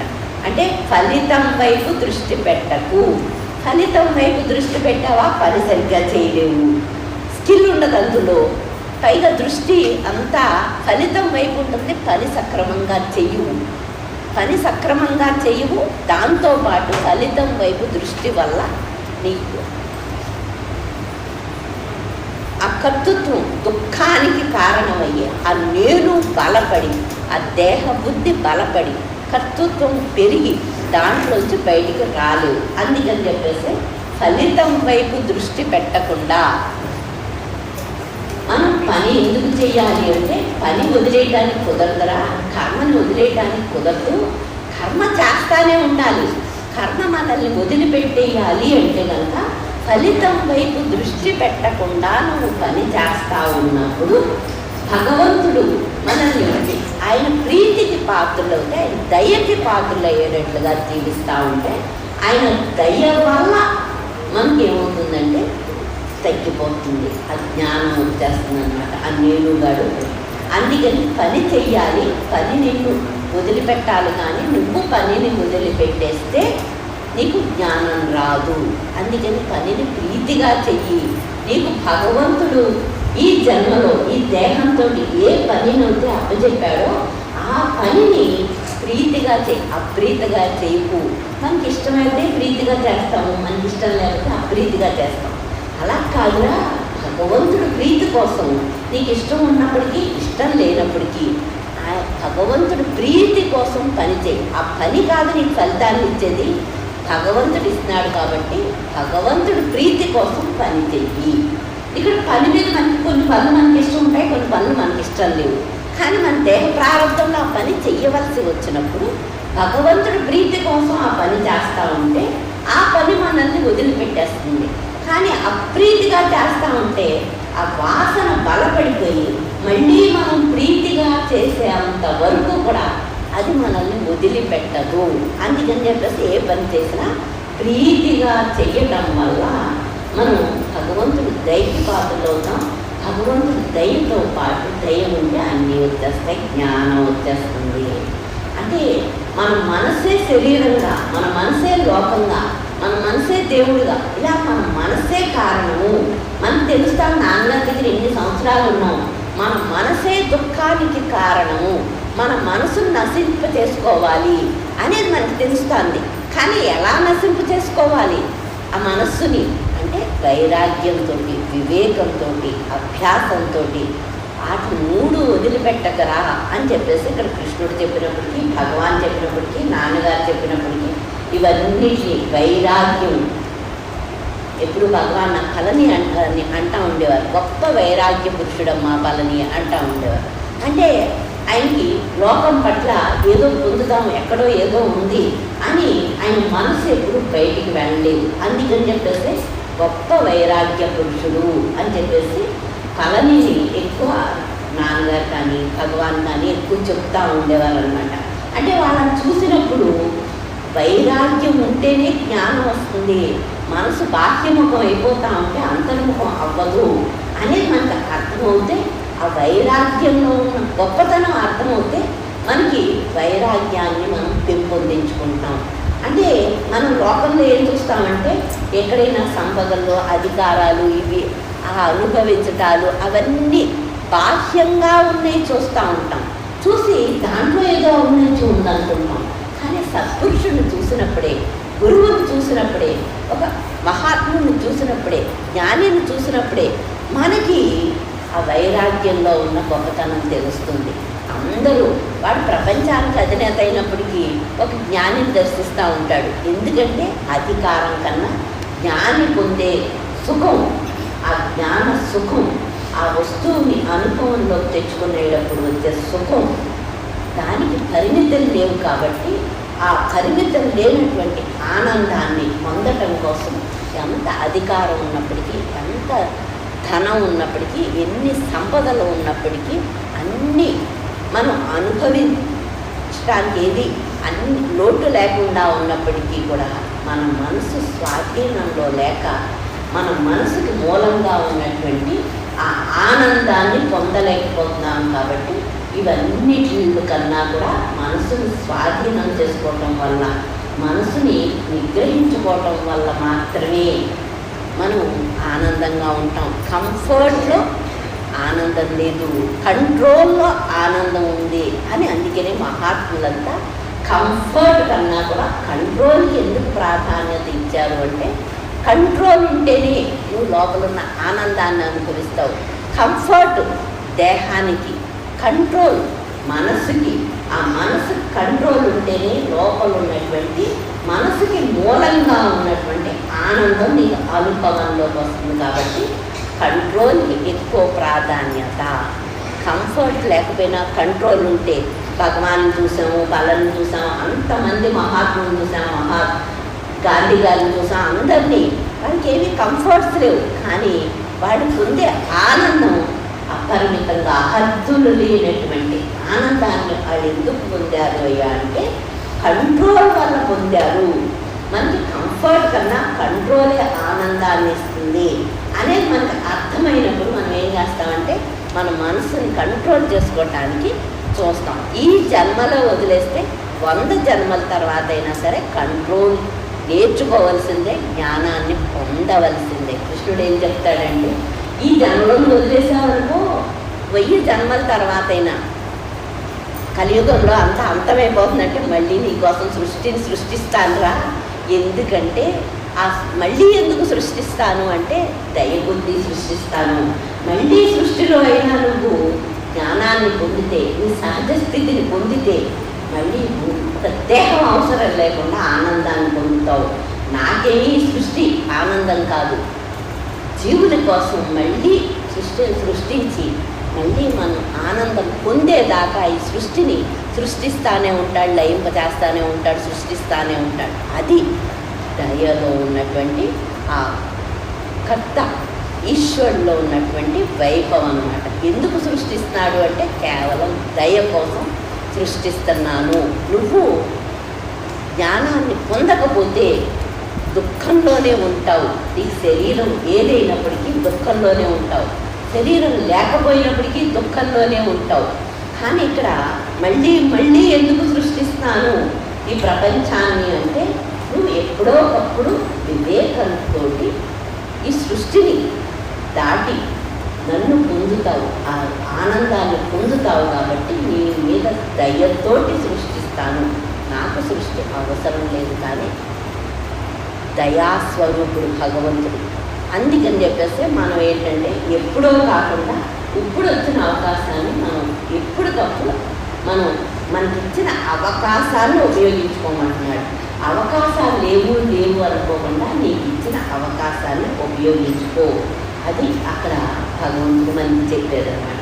అంటే మనస్సు నిగ్రహం ద్వారానే, కంట్రోల్ ద్వారానే, మనసు కంట్రోల్ అవుతేనే అది లోపల ఉన్నటువంటి అంతర్యామిగా ఉన్నటువంటి ఆనందం మనకి అనుభవంలోకి వస్తుంది. కంట్రోల్ లేకుండా లోపల ఉన్నప్పటికీ మన సహజ స్థితి అదే అయినప్పటికీ అది మనకి అనుభవంలోకి రాదు. అందుకని కంట్రోల్ అవసరము. కంఫర్ట్ ఏదో కొద్దిగా కంఫర్ట్ పర్వాలేదు, కానీ కంఫర్ట్ మీదే ఎక్కువ ధ్యాస పెట్టకు. నీకు కంఫర్ట్ కొద్దిగా ఇస్తాను, కానీ కంట్రోల్ మెయిన్. మనం ఎంతసేపు కంఫర్ట్ కంఫర్ట్ కంఫర్ట్ అంటూ ఉంటే ఆ దేహ బుద్ధిలోంచి మనం బయటికి రాలేము.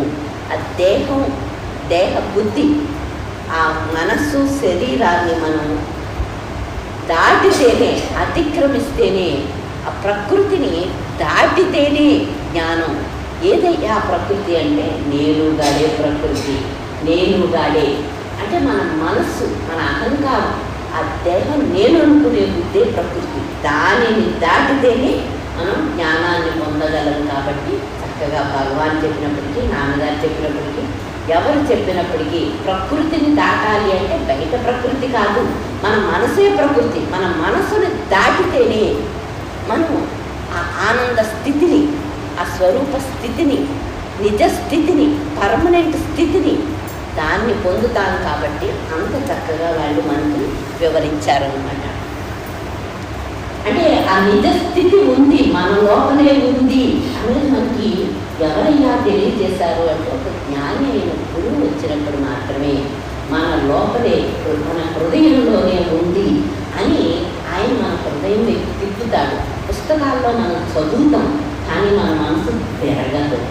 ఆ జ్ఞానిని చూసినప్పుడు ఆయన బ్రాహ్మీ స్థితిలో ఉంటాడు కాబట్టి ఆ హృదయం ఆయనకు అనుభవంలో ఉంటుంది. కాబట్టి ఆయన యొక్క ఎక్స్పీరియన్స్, ఆయన యొక్క అనుభవం మన మనస్సుని అటువైపు తిప్పుతుందన్నమాట. అది జ్ఞాని యొక్క వైభవం.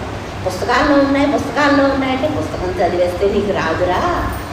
భగవద్గీత మనం చదివేస్తూ ఉంటాం, నువ్వు చదవటం కాదురా. నువ్వు చదివితే ఏమవుతుంది, నీ బుద్ధిలో ఉన్న దోషాలే దాంట్లో కనిపిస్తాయి, కానీ భగవంతుడిలో ఉన్న ఔన్నత్యం నీ బుద్ధికి అందరూ. నీ బుద్ధిలో ఉన్న దోషాలే నీకు కనిపిస్తూ ఉంటాయి. అందుకని చెప్పేసి మహాత్ములు చెప్పినప్పుడు, ఆ భగవద్గీత గురించి చెప్పినప్పటికీ, మన ఆత్మస్థితి గురించి చెప్పినప్పటికీ, ఆ మోక్ష స్థితి గురించి చెప్పినప్పటికీ, వాళ్ళు అయి ఉండటం వల్ల వాళ్ళ శక్తి అనంతంగా ఉంటుంది. వాళ్ళ శక్తి అనంతంగా ఉండటం వల్ల నీ బుద్ధిలో ఉన్న దోషాలు వాళ్ళ శక్తిలో కరిగిపోతూ ఉంటాయి. అందుకని చెప్పేసి మహాత్ముల చేత చెప్పించుకో, మహాత్ముల్ని ఆశ్రయించు. వాళ్ళ యొక్క దయ వల్ల మాత్రమే నువ్వు నీ మనసుని దాటగలవు. నీ శరీరాన్ని, మనసుని, నేను అనుకునే బుద్ధిని ఎప్పుడు దాటావంటే నీ శక్తి ఒకటే సరిపోదు. ఆ మహాత్ముల యొక్క దయ ఉండాలి. కాబట్టి వాళ్ళ దయ కోసం మనం పని చేస్తూ ఉంటే, వాళ్ళ దయ కోసం జీవిస్తూ ఉంటే మనకి వాళ్ళ దయ వల్ల వీటినన్నిటిని దాటిస్తారనమాట. అంటే మనం చూస్తూ ఉంటాం, హేతువాదులు అంటే లోకమే భగవంతుడు లేడు, లోకమే అనుకుని జీవించే వాళ్ళంతా ఏంటంటే ఆ భగవంతుడి యొక్క ఔన్నత్యం వాళ్ళ హృదయానికి అంటనప్పుడు వాళ్ళు ఏం చేస్తారంటే, ఏదైతే అనుభవిస్తున్నామో, ఏదైతే మన కళ్ళకు కనిపిస్తుందో, మన మనసుకు అందుతుందో అదే నిజం అనుకుంటారు. కానీ గురువు ఏం చేస్తాడంటే మన మనసుకి అతీతంగా మనల్ని తీసుకువెళ్తూ ఉంటాడు. అతీతంగా మన అందరి దాన్ని ఆయన అందివ్వగలడు. కాబట్టి మనకి ఏం చేస్తాడంటే ఆయన, నీ హృదయంలో ఉన్నాను, నీ హృదయం వైపుకి నీ మనస్సుని, నీ లోపల హృదయంగా ఉన్నాను కాబట్టి అటువైపుగా ప్రయాణం చెయ్యి అని ఆయన తిప్పుతాడు. మాట ఒకటే చెప్పడు. ఆయన యొక్క శక్తి, ఆయన యొక్క అనుగ్రహం వల్ల మన మనసు అటువైపుకి తిరుగుతుందన్నమాట. అందుకని చెప్పేసి జ్ఞానుల యొక్క దర్శనం, మహాత్ముల యొక్క దర్శనం చేసుకోవటం వల్ల, వాళ్ళ దృష్టి మన మీద పట్టడం వల్ల ఆ వివేకం మేల్కొంటుంది. మన లోపల మన మనసును మేల్కొల్పుతాడు. చిన్న విత్తనం ద్వారా, ఆ వివేకం అనే విత్తనం ద్వారా మేల్కొల్పుతాడు. అంటే చిన్నదే సరిపోతుందా అంటే ఆయన అంటున్నాడు, రావి చెట్టు ఉందనుకో చిన్న విత్తనం, కానీ అది వృక్షం అయినప్పుడు మనకి అంత వృక్షం, అంత చిన్న విత్తనంలోంచి అంత వృక్షం వచ్చిందా అనుకుంటాం. కానీ అంత చిన్న విత్తనమే ఆధారం కదా అనేది మనకు తెలుసు, అది నమ్ముతాం. కానీ ఇక్కడ భగవంతుడు మనకి ఇచ్చిన వివేకం చాలా చిన్నగా ఉన్నప్పుడు అది వృక్షంగా బలపడుతుంది. ఆయన అనుగ్రహంతో దాన్ని వృక్షంగా బలపెట్టి దాన్ని వృక్షంగా చేసి అప్పుడు మన మనస్సులోంచి బయటికి లాగేస్తాడు అనేది మనకి కళ్ళకి అందదు, మన బుద్ధికి అందదు. కాబట్టి వాటిని మనం నమ్మమన్నమాట. అది మన నమ్మకాలతో పని లేదు, కానీ అనుగ్రహానికి అది అందుతుంది అనేది మనకి తెలిస్తే ఏం చేస్తామంటే మనకి అందని దాన్ని, భగవంతుడు చెప్పిన దాన్ని మనం ఆయన మీద ఉన్న విశ్వాసంతో నమ్మటానికి ప్రయత్నించి ఆయన వదిలిపెట్టేస్తే మన చేతిలో ఏముందో అది చేస్తూ ఉండాలి. మనకి అందని దాన్ని ఆయన అందిస్తాడు మన బుద్ధికి అని మనకు తెలిస్తే కనుక మనం ఆయనకి శరణాగతి చెంది మన బుద్ధిలో ఉన్న దోషాలను తొలగించుకునే కొద్ది మనకి అందుతూ ఉంటుంది. మన బుద్ధిలో దోషాలు ఉన్నంత వరకు అది అందదు. అంటే అది లేదని కాదు, ఉంది. మన బుద్ధిలో ఉన్న దోషం వల్ల అది అందట్లేదు. ఆ చిన్నది అయినా మనం గ్రహించటం వల్ల మనం ఏం చేస్తాం, లోపల ఉన్నాడు, మనకు అందట్లేదు, మన బుద్ధిలో దోషాలు ఉన్నాయి, మన బుద్ధిలో ఉన్న దోషాలను తొలగించుకోవాలి. ఎలా తొలగించుకోవాలి? భగవంతుడు ప్రేమించటం వల్ల, గురువుని ప్రేమించటం వల్ల, గురువు చెప్పినట్లుగా జీవించటం వల్ల ఆ దోషాలలోంచి బయటికి వస్తాము. మనంతటా మనం తొలగించుకోలేము. ఆయన యొక్క శక్తి అనంతంగా ఉంటుంది అనేది మనకి తెలిసినప్పుడు హద్దులు లేనటువంటి దయాస్వరూపం గురువు. హద్దులు లేవు.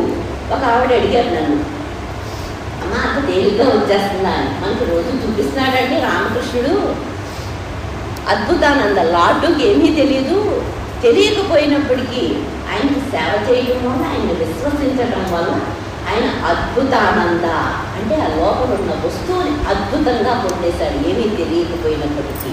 అంటే మన తెలివితేటల కన్నా భగవంతుడి యొక్క అనుగ్రహం, గురువు యొక్క అనుగ్రహమే మనకి ముఖ్యము. దాంట్లో అన్ని సాధ్యము. గురువు అనుగ్రహానికి అన్ని సాధ్యము, భగవంతుడి అనుగ్రహానికి అసాధ్యం అనేది లేదు అనేది అక్కడ లాటూ జీవితం చూపిస్తుంది. అలాగే శంకరాచార్యుల వారి దాంట్లో తోటకాచార్యుల వారు ఉన్నారు. తోటకాచార్యుల వారు కూడా మనలాంటి ఆయనకి ఆయన పనులు చేస్తూ ఉంటారు. ఆయనకు అంత వివేకం లేకపోవటం వల్ల ఆయన ఏం చేస్తారు, శంకరాచార్యుల వారు పాఠం మొదలు పెట్టే ముందు తోటకాచార్యుల వారు పువ్వులు కోసుకురావడానికి వెళ్తారు.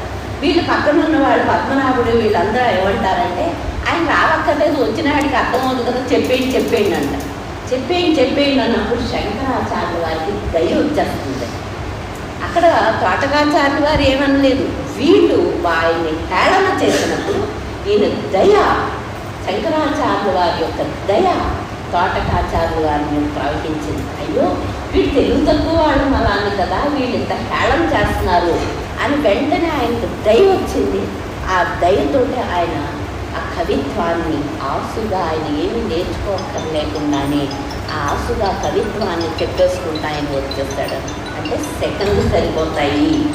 భగవంతుడు ఆ గురువు యొక్క అనుగ్రహం అనంతంగా ఉంటుంది అనేది మనకు అర్థం అవటానికి ఈ శంకరాచార్యుల వారికి కానీ, లాడ్డులు కానీ వీళ్ళందరికీ అందుకు మనకి తెలియజేస్తూ ఉంటారు. మనం తెలియతక్కువడం అని బాధపడక్కర్లేదు. భగవంతుడు అనుగ్రహం ఉంటే అన్నీ సాధ్యమైపోతాయి. అనంతమైన శక్తి ఉంటుంది వాళ్ళకి అనేది మనకు అర్థమైనప్పుడు వాళ్ళకి మనం శరణాగతి చెందకుండా, వాళ్ళ మీద భారం లేకుండా, వాళ్ళని ప్రేమించకుండా ఉండలేము. కాబట్టి గురువు ఇవన్నీ మనకు చెప్పి మనకి ఏదైనా లోటు ఉంటే ఆ లోటులు అన్నీ తీర్చేవాడు భగవంతుడు. అంతర్యామిగా ఉన్నటువంటి భగవంతుడు లోటు తీరుస్తాడు. బాహ్యంగా ఉన్నటువంటి జీవునికి ఆ శక్తి లేదు. అందుకని చెప్పేసి వాటి నుంచి మనం ఆశించకుండా భగవంతుడి ప్రేమ కోసం, భగవంతుడి దయ కోసం జీవిస్తామంటే ఆయన అన్నీ సాధ్యమే. కాబట్టి ఆయన దయాస్వరూపుడు. మనం ఏదో చేస్తే ఏదో ఇద్దామని కూడా ఆయన దయ వచ్చింది అంటే అన్నీ వచ్చేస్తాయి. ఆయన దయ ఎప్పుడు వస్తుంది అనేది అనేక పరిస్థితులను బట్టి అనేక దాన్ని బట్టి ఉంటుంది. ఆ పరిస్థితుల్లో ఆయన దయ అలా ప్రవహిస్తూ ఉంటుంది. కాబట్టి ఎప్పుడైనా రావచ్చు, ఎలాగైనా రావచ్చు, అవన్నీ మనకి సంబంధం లేదు. మనకి సంబంధం ఏంటి అంటే ఆయన పట్ల మనం శరణాగతితోటి జీవించటము. ఆయనకి అనంతమైన శక్తి ఉంది. ఈ లోకం అంతా కూడా బ్రాహ్మీ స్థితి నుంచే వచ్చింది. ఆ బ్రాహ్మీ స్థితి మనలో ఒక బిందు రూపంగా ఉంది. అదే మనల్ని నడిపిస్తుంది. ఈ భూమిని మనం ఈ భూమి మీద మనం నడుస్తున్నాము అంటే ఆ బ్రాహ్మీ స్థితి ఉండటం వల్లే మనం నడుస్తున్నాం. మనం ఈ పనులన్నీ చేయగలుగుతున్నాం. అది తప్పుకుంటే మన శరీరం శవమైపోతుంది. అంత బిందు రూపంలో ఉన్న ఆ బ్రాహ్మీ స్థితి ఇంత అనంతమైన శక్తిని ఇస్తుంది అని మనం గ్రహించినప్పుడు దానికి శరణాగతి చెందకుండా ఆ బ్రాహ్మీ స్థితి భగవంతుడు. ఆ భగవంతుడికి, ఆ గురువుకి శరణాగతి చెందకుండా మనం ఉండలేము ఆయన వైభవం తెలిసినప్పుడు. అందుకనే వివేకం వివేకం వివేకం అని ఎందుకు అంటున్నారు అంటే శంకరాచార్యులు వారు చెప్పినప్పటికీ వివేక చూడమని స్తోత్రాలు ముందు చెప్పాడు, ఆఖరిలో వివేక చూడమని. అలాగే భగవాన్ కూడా ముందుగా అక్షరమణమాల మనలాంటి భక్తుల కోసం అక్షరమణమాల పాడినప్పటికీ చెప్పినప్పటికీ ఆఖరిలో ఆయన మొత్తం అంతా కూడా నేను అంటే మాయ అంతా ఎక్కడ ఉందంటే నేనులో ఉంది. మనకి ఇంట్లో అందరూ మాయ, అమ్మ అంత మాయ అంత మాయ అంటారు.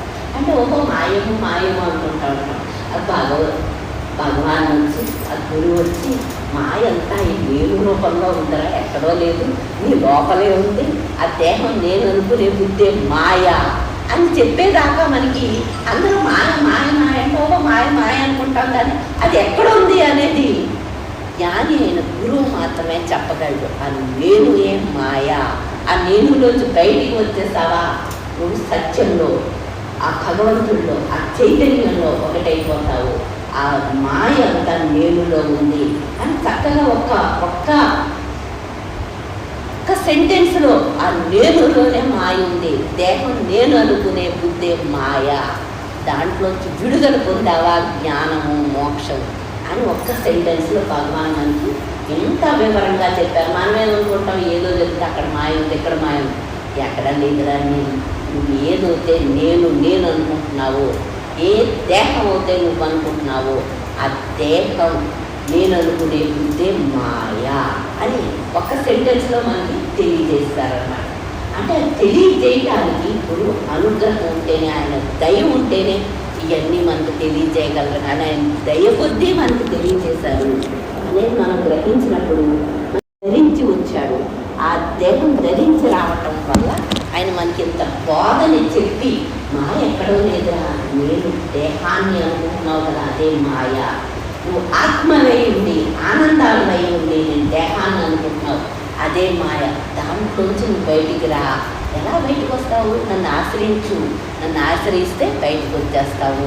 అందుకనే ఒక చెయ్య అభయాన్ని, ఒక చెయ్య ఆయన పాదాలని చూపిస్తూ ఉంటాడు వెంకటేశ్వర. అంటే అభయం ఇస్తూ ఉంటాడు.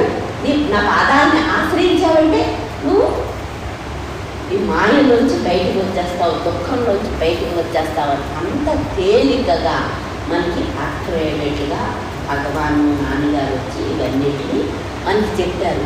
అందరూ అంటూ ఉంటారు, నాకు భగవద్గీత చదువుకుంటున్నాను కదా ఇంకేం అవసరం లేదని. భగవద్గీత చదువుకుంటున్నాం కానీ అర్థం అవ్వట్లేదు కదా.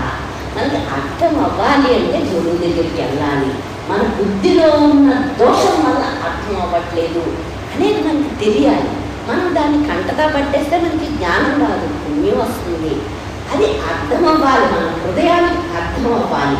అర్థమయ్యి ఆయన ఔన్నత్యం అర్థమవుతేనే, ఆయన వైభవం అర్థమవుతేనే ఇది శరణాగతి చెందుతుంది. కానీ లేకపోతే ఈ నేనుగాడు శరణాగతికి ఒప్పుకోడు.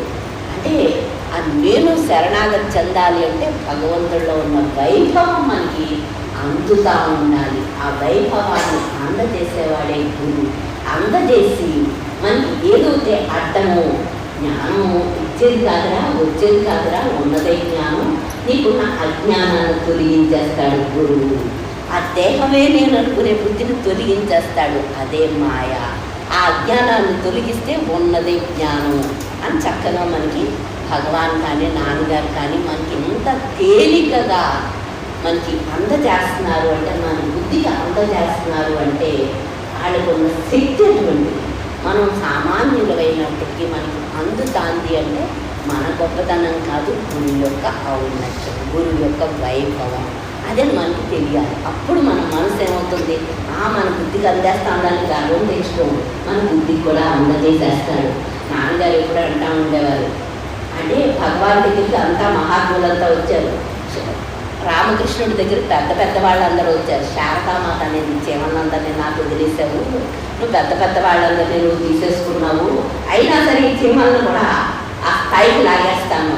ఆవిడ ధైర్యం, ఆవిడ దయ అటువంటిది. కాబట్టి ఆవిడ ఏమందంటే చీమలు కూడా లాగేస్తానంది. ఆయన ఏం చేస్తాడు, పెద్ద పెద్ద వాళ్ళందరినీ తీసుకుని వాళ్ళ ద్వారా లోకాన్ని అంతటికి ఆయన టీచింగ్ కానీ ఆయన వైభవం కానీ తెలియజేశారు. ఈ చిన్న చిన్న వాళ్ళని తెలియజేసేసి ఈవిడ వైభవాన్ని ఈవిడ తెలియజేసింది అనమాట అమ్మ.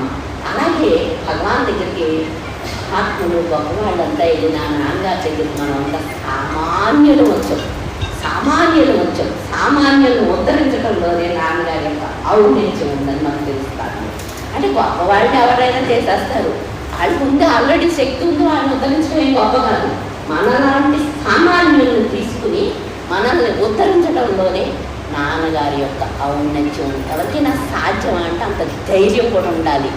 మనతోటి 24 గంటలు జీవించి మన అజ్ఞానాన్నంతా భరించి మన దుఃఖాన్నంతా లాగి మన అజ్ఞానాన్ని భరించాలి. ఎవరైనా ఒక మాట తెలివి తక్కువగా మాట్లాడితేనే మనం మొహం తిప్పుకుని పక్కకి వెళ్ళిపోతాం, బాబాయ్ ఇలా మాట్లాడుతున్నాడు అనుకుని. కానీ నాన్నగారు మనల్ని ఎప్పుడు కూడా తల తిప్పుకోలేదు. మన అజ్ఞానాన్ని అంతా భరించి అన్ని అజ్ఞానం తొలగించి జ్ఞానం వెతికి నటిస్తున్నారు. అది నాన్నగారి యొక్క గొప్పతనం. మీరు ఎవరైనా అడిగితే అడిగింది, లేకపోతే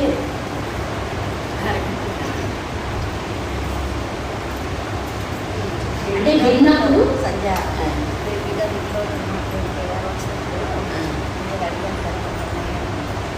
మనం చేసే కర్మలన్నీ జ్ఞానంలో పరిసమాప్తం అవ్వాలి నాగా చెప్పారు కదా. దానికి వివరణ చెప్పారు బాగుంది. మనం ఏ పని చేసినా అది జ్ఞానంలో పరిసమాప్తం అయ్యేటట్టుగా మీరు చెయ్యాలి అన్న మనకి వివరణ. మనం అంటే ఒక పని చేస్తాం, ఆ పనిని మనం ఫలితం ఉద్దేశించో లేకపోతే అంటే దానివల్ల ఫలితం వస్తుంది అని చెప్పేసి మనం పని చేస్తూ ఉంటాము. ఏ పని చేసినప్పటికీ అది జ్ఞానం వైపుకి దారి చూపించాలి అంటే ఆ కర్తృత్వం లేకుండా ఏం చేస్తున్నానని కాకుండా భగవంతుడు దయ కోసం భగవంతుడు అవకాశం ఇచ్చి ఆ పని చేయిస్తున్నాడు మన చేత. అవకాశం ఇచ్చిన వాడు భగవంతుడు అని తెలుసు. ఎవరో బాగా ధనవంతులు ఉంటారు, బాగా అధికారంలో ఉంటారు, వాళ్ళని ఏమనుకుంటాం, మనకన్నా వాళ్ళు తెలియకపోవడానికి మనకు ఒక్కసారి తెలుస్తూ ఉంటుంది. కానీ వాళ్ళ పరిస్థితులన్నీ కలిసి వచ్చినాయి కాబట్టి వాళ్ళు ఆ పని చేయగలుగుతున్నారు.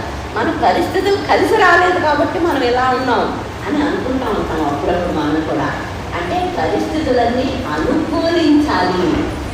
వాళ్ళు చేసిన దానికి భగవంతుడు నిర్ణయిస్తేనే. ఇప్పుడు మోడీ అయినా సరే టీ అమ్ముకునేవాడు ఇంత మనకి ప్రైమ్ మినిస్టర్ అయిపోయాడంటే ఈశ్వర నిర్ణయం, అసాధ్యం అనేది లేదు. అది మనకు అర్థం అవ్వాలి. అలాగే మనకు తెలివితేటలుంటే సరిపోవు, వాడికన్నా మనం తెలివైన వాళ్ళు అయితే సరిపోదు. మన పరిస్థితులు మనకి అనుకూలించి మనకి జ్ఞానం వైపుగా తిప్పాలి. మనం ఏ పని చేసినప్పటికీ అది జ్ఞానం వైపుగా తిప్పాలి అంటే ఆ పనిలో మనం భగవంతుడు చూస్తూ ఉండాలి.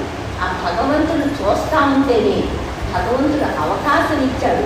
మనం భగవంతుడు సంపదిస్తేనే మనం ఏదైనా మాటలు ఇస్తేనే దయకొద్ది మాట చెప్పగలుగుతున్నాం. ఏదైనా పని చెయ్యటానికి ఆ పరిస్థితులు కానీ అవి కానీ ఆయన అన్ని అనుకూలింప చేస్తేనే మనం ఆ పని చెయ్యగలం. మనం ఒక పువ్వులు అలంకరిస్తున్నాం, ఒక మాట చెప్తున్నాం, శక్తి ఎక్కడి నుంచి వస్తుంది? భగవంతుడు ఇచ్చాడు, ఈ పనిని ఆయన పురమాయించాడు. మన గొప్పతనం లేదు, ఈ పనిని ఆయన నిర్ణయించి ఈ పని ద్వారా మనల్ని జ్ఞానాన్ని ఇవ్వడానికి ఆయన మనకి అర్హతను ఇస్తున్నాడు. అంటే పరిస్థితులన్నీ అనుకూలించాలి. దాంతోపాటు ఈ భగవంతుడు దయ ఉండాలి. దయ ఉంటేనే పరిస్థితులు అనుకూలిస్తాయి, మనం ఆ పనిని చేయగలుగుతాం, ఆయన దయని పొందగలుగుతాం. మనం ఏమీ పని చేయలేనప్పుడు మనకు తెలుస్తుంది మనం అజ్ఞానంతో మనం ఏమీ చేయలేము. పరిస్థితులన్నీ అనుకూలించాలి అంటే భగవంతుడు దయ ఉండాలి. అందుకని భగవంతుడి ప్రీతి కోసం మనం జీవిస్తూ ఉంటే, భగవంతుడి ప్రీతి కోసం పని చేస్తూ ఉంటే ఆ పని ప్రతిదీ కూడా చిన్న పని అయినా సరే ఆ చిన్న పని కూడా మంచి జ్ఞానానికి దారి చూపించేస్తుంది. భగవంతుడు ఏమంటాడంటే, నన్ను పొందాలనుకో, నువ్వు నీకు ఎక్కువ సంపదలు ఇచ్చాను, ఎక్కువ అధికారం ఇచ్చాను. ఎందుకంటే అధికారం ఇస్తే అధికారం నువ్వు దాంట్లో పడిపోతా ఉంటాం, అధికారం అనే మాయలో పడిపోతూ ఉంటాం. సంపదలు ఇస్తే ఆయన రక్షించుకునే మాయలో పడిపోతూ ఉంటాం. నీ అవసరాలు తీరుస్తూ ఉంటాను. కానీ ఏదైనా సరే గర్వం రాకుండా నీ పరిస్థితులన్నిటినీ కూడా బాహ్యంగా నువ్వు అభివృద్ధి చెందటం కాకుండా నువ్వు నన్ను పొందటానికి పరిస్థితులన్నీ అనుకూలించేటట్లు చేస్తాను. నిజంగా నాకు నీ పట్ల దయ ఉంటే, నీకు ధనం ఇచ్చేసాననుకో ధనంలో ఆడుకుంటా ఉంటావు, అధికారం ఇచ్చేస్తే దాంట్లో ఆడుకుంటా ఉంటావు, దాంట్లో ఏదో ఉంది దీంట్లో ఏదో ఉంది. ఏమీ ఇవ్వకుండా భగవంతుడు దయని చూపిస్తూ ఉంటే ఆ చిన్న పనినైనా సరే, ఒక పువ్వులు కట్టే పని అయినా సరే, చిన్న పని అయినా సరే, ఎంతోమంది శ్రీరంగంలో చాలా అంటే అడుగు రోజు వెళ్ళాలి అంటే రూపాయి ఉండదు, కానీ భగవంతుడు దయ ఉంది. అలాగే ఆకుకూరలు అవ్వ కూడా రోజు ఆవిడ ఆకుకూరలు కొని డబ్బులుండి కొని ఆవిడ వండి పెట్టలేదు. పంట మీద నిరంతరం ఆవిడ తిరిగి ఏ ఆకుకూర మంచిదో తినడానికి ఏది వీలుగా ఉంటుందో, దాంట్లో విషాలు ఉండే కూడా ఉంటాయి, కానీ ఏది తినడానికి వీలుగా ఉంటుందో ఆ ఆకుకూరలన్నీ కోసి ఆవిడ వండి పెట్టి, అంటే భగవంతుడి కోసమే జీవించి ఆవిడ జ్ఞానాన్ని పొంది ఈ సృష్టిలోంచి బయటకు వచ్చేసింది, కర్మచక్రంలోంచి బయటకు వచ్చేసింది. అలా మనం కూడా ఏంటంటే మనకున్న పరిస్థితులు ఏదైనా సరే, మనకు అధికారం ఉంటే భగవంతుడిని, ఆ అధికారం ద్వారా కూడా మనకి ఇచ్చిన వాడు భగవంతుడి అధికారం, దాని ద్వారా మనం భగవంతుడిని పొందాలి. మనకు సంపాదించిన వాడు భగవంతుడు, ఈ వివేకం ఇచ్చిన వాడు భగవంతుడు, మాట ఇచ్చిన వాడు భగవంతుడు, శక్తి ఇచ్చిన వాడు భగవంతుడు అని అలా మనం వివేకంతో విడదీసుకుంటా ఉంటే అన్నీ ఎక్కడికి వెళ్తాయంటే భగవంతుడు ఇస్తేనే వచ్చింది అనేది మనకి అందుతూ ఉంటాం. భగవంతుడు ఇచ్చాడు కాబట్టి భగవంతుడి కోసమే ఈ ఖర్చు పెట్టాలి అని మనం అందుతూ ఉన్నప్పుడు ఏం చేస్తామంటే వాటిని మనం లోక అవసరాల కోసము, మన వాసనల కోసము, వాటి కోసం, మన గొప్పల కోసమో కాకుండా భగవంతుడు ప్రీతి పొందడానికి మనకిచ్చిన అవకాశాలన్నిటినీ, మనకిచ్చిన అధికారం, మనకిచ్చిన డబ్బు, మనకిచ్చిన సంపదలు, మనకిచ్చిన పరిస్థితులు, మనకున్న వివేకం, మనకున్న తెలివి, ఇవన్నీ కూడా భగవంతుడు ప్రీతి కోసం ఉపయోగించుకుంటా ఉంటే ఏమవుతుందంటే భగవంతుడు ప్రీతి ఎప్పుడైతే వచ్చిందో అప్పుడు ఆయన దయ కొద్దీ మనకి జ్ఞానాన్ని ఇచ్చేస్తాడు. అంటే పెద్ద పని చిన్న పని మనం ఏమనుకున్నా అది పెద్ద పని ఆడికి తరిస్తారు. అంటే పెద్ద పని కాదు, చిన్న పని కాదు, నీ హృదయం ముఖ్యం. అక్కడ నీ హృదయంలో భగవంతుడి పట్ల అంత ప్రీతి ఉండి ఆయన దయ కోసం చేస్తా ఉంటే చిన్న పని నీ ఆయన దయకి పని, ఆ చిన్న పని సరిపోతుంది. పెద్ద పనులు అక్కర్లేదు, చిన్న పనుల ద్వారానే తరించవచ్చు. కాబట్టి మనకున్న అవకాశాలన్నీ ఉపయోగించుకొని నేను చేస్తున్నాను అనుకుంటా ఆయన మనల్ని అంత కృప చూపిస్తున్నాడు, దయ చూపిస్తున్నాడు. ఈ శక్తిని మనకు అన్నీ ఉండొచ్చు, కానీ ఆరాయించుకునే శక్తి కూడా ఉండదు. అంటే ఆ శక్తిని కూడా ఆయన ఇస్తేనే కదా ఆరాయించుకునేది. అందుకని చెప్పేసి మనకి ప్రతి దాంట్లోనే భగవంతుడు యొక్క దయ కనిపిస్తూ ఉంటుంది. ఆ దయ కనిపిస్తూ ఉన్నప్పుడు ప్రతి దాన్ని ఎంత దయ చూపిస్తున్నాడో భగవంతుడు ఆయన పొందటానికి మనం అని చెప్పేసి మనకు అర్థమయ్యి మనకి ఇచ్చినయే చాలా ఎక్కువ అనిపిస్తూ ఉంటుంది. అంటే మనం ఈ భూమి మీద తిరగాటానికి మనకి ఆ శక్తిని ఇస్తున్నాడు అంటే ఆయన దయ వల్లే మనం లెగిసి నడుస్తున్నాం. ఆయన ఇచ్చింది మనం తింటున్నాం. ఆయన ఇవ్వటమే కాకుండా లోపల ఆరాయించుకునే శక్తిని కూడా ఆయనే ఇవ్వాలి. అలాగే ప్రతి దానికి కూడా ఏ పని చేసినప్పటికీ అన్ని పనులు కూడా మనకి ఆ జ్ఞానాన్ని పొందటానికి ప్రతి దాంట్లోనే ఆయన చూస్తూ ఉంటే మనకి ఏమవుతుంది, ఆ జ్ఞానం వైపుకే మరుగుతుందన్నమాట. అంటే ఆ పని ద్వారా మనం ఎవరిని చూస్తున్నాము, భగవంతుని చూస్తున్నాం. ఆయన యొక్క ఔన్నత్యాన్ని చూస్తున్నాం, ఆయన యొక్క దయని చూస్తున్నాం. ప్రతి దాంట్లోని భగవంతుడే ఉన్నాడు. అంటే జ్ఞానికి ఈ సృష్టి అంతా కూడా బ్రహ్మముగా కనిపిస్తుంది, మనకి వేరువేరుగా కనిపిస్తుంది, ఆయనకి భగవంతుడిగా కనిపిస్తుంది. అందుకని ఆయనకు వేరు భావన లేదు. కాబట్టి ప్రతి దాంట్లోని మనం ఏమనుకుంటాం, వేరు వేరు అనుకుంటాం. ప్రపంచం అనేకంగా కనిపిస్తుంది, జ్ఞానికి ఆనుగా కనిపిస్తుంది, బ్రహ్మముగా భగవంతుడే అన్ని చోట్ల. ప్రతి దాంట్లోని ప్రతి జీవిలోని ప్రకృతి అంతా భగవంతుడినే చూస్తూ ఉంటాడు. ఎందుకంటే ఆ లోపల ఉన్న భగవంతుడు ఆయన అనుభవంలోకి వచ్చాడు కాబట్టి అంతటా చూసేది ఆయనే. మనం ఆ స్థితికి వెళ్ళాలి అంటే ప్రతి పనిలోని ఆయన ప్రీతి కోసం చేస్తూ ఉంటే ఆ ప్రీతి, ఆయన మీద ఉన్న ప్రీతి ఏం చేస్తుందంటే ఆ పనిని కాకుండా ఆయన మీద ఉన్న ప్రీతి ఆయన దయకి కారణం ఉన్నాడు. ఆయన దయ. మనం పని చేస్తూ ఉన్నప్పుడు ఈ ఫలితం వచ్చింది, నేను చాలా కష్టపడ్డాను, చాలా తెలివిగా చేశాను, అందుకని ఇంత డబ్బు సంపాదించాను, అప్పుడు అంత కష్టపడ్డాను కాబట్టి ఇప్పుడు ఇలాగా అని మనం ఏం చేస్తాము, కారణాన్ని వెతుకుతాం. ఆయన ఏమంటున్నాడంటే నువ్వు కారణం కాదు. ఎంతోమంది నీకన్నా కష్టపడ్డారు, ఎంతోమంది నీకన్నా తెలివైన వాళ్ళు ఉన్నారు, కానీ కారణాన్ని వెతక్కు. కారణం భగవంతుడు. నీకు అంత ఫలితం ఇచ్చాడు అంటే భగవంతుడు కారణం. కానీ నువ్వు నీ తెలివితేటలు కానీ నువ్వు కష్టపడ్డది కానీ అవి కాదు కారణం, ఆయన కారణము. కారణం భగవంతుడు అనేది మనకి తెలియాలి. ఈ ప్రకృతి అంతా కూడా కారణం భగవంతుడు. కర్త ఆయనే, కారణం ఆయనే.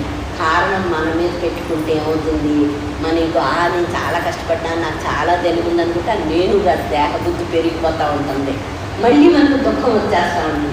కారణాంతుడు కాదు, కారణం భగవంతుడు. కర్త అయినటువంటి ఈశ్వరుడే కారణము. ఆ ఫలితం రావటానికి కర్త అయిన ఈశ్వరుడే కారణం. కానీ నువ్వు చేసే పని కానీ నీ తెలివితేటలు కానీ నీ అవన్నీ కాదు కారణం. అక్కడ వెతక్కు, అసలు కారణాన్ని వెతక్కు. కారణం భగవంతుడు అని తెలియాలి నీకు. కర్త అయిన ఈశ్వరుడే కారణము, నువ్వు చేసే పని కారణం కాదు అని నీకు తెలిసినప్పుడు ఏం చేస్తావంటే భగవంతుడికి శరణాగతి చెందుతాం. ఇవన్నీ ఇచ్చాడంటే నేను కష్టపడిపోతే రాలేదు, ఆయన ఇస్తే వచ్చింది. మనం బాగా చేసేస్తే బాగా వచ్చేస్తుందా అంటే రాదు, ఆయన ఇస్తేనే వస్తుంది. ఇచ్చినప్పుడు ఏమనుకుంటాం, భగవంతుడు మనం చేసేస్తాం అనుకుంటాం. రానప్పుడు భగవంతుడు అనుకూలించలేదు, పరిస్థితులు అనుకూలించలేదు, భగవంతుడు ఇవ్వలేదు అనుకుంటాం. చేసినప్పుడు నాన్నగారు ఎప్పుడు అంటూ ఉండేవారు, అన్నీ బాగున్నాయనుకో, నా కష్టం వల్ల వచ్చింది, నా తెలివితేటల వల్ల వచ్చింది అనుకుంటాం. మనకి ఫలితం సరిగ్గా రానప్పుడు భగవంతుడు ఇవ్వలేదు అనుకుంటాం. రెండింటికి భగవంతుడే కారణం. వచ్చినప్పుడు కారణం ఆయనే, రానప్పుడు కారణం ఆయనే. ఎందుకు ఎప్పుడు ఇస్తాడో మనకు తెలియదు. ఆయన ఇస్తేనే మనం పొందగలం, ఆయన ఇవ్వకుండా మనం పొందలేము. ప్రతిదీ కూడా ఆయనే కారణము. కారణం నువ్వు కాదురా, నువ్వు స్వతంత్రుడు కాదు. అందుకని చెప్పేసి కారణం నీ మీద పెట్టుకోకు, కారణాలు వెతక్కు, నీ మీద పెట్టుకోకు. కారణం భగవంతుడు అనేది నువ్వు తెలుసుకుంటే నువ్వేం చేస్తావు, నీ మనసు ఎక్కడ అణిగిపోతుంది. భగవంతుడి పట్ల వినయంతో ఉంటుంది. ఆయన దయ కోసం నువ్వు జీవిస్తూ ఉంటావు, వినయంగా జీవిస్తావు, గర్వంగా కాదు. గర్వం వస్తే మనకి నేను పెరిగిపోతుంది, దుఃఖం పెరిగిపోతుంది. వినయం వస్తే అది అణిగిపోతుంది. కారణం కాదు. ఏ పని చేసినప్పటికీ ఫలితం మనం ఈ కారణం వల్ల ఇది వచ్చింది అనుకోకుండా కారణం భగవంతుడు, కర్త అయినటువంటి ఈ సృష్టికి యజమాని అయినటువంటి సర్వజ్ఞుడైనటువంటి ఈశ్వరుడు అనేది మనకు అర్థం అవుతే కనుక మనం కారణాలు వెతకకుండా ప్రతిదానికి ఆయనతోటి అనుసంధానం వల్ల జ్ఞానం వచ్చేస్తుంది. అది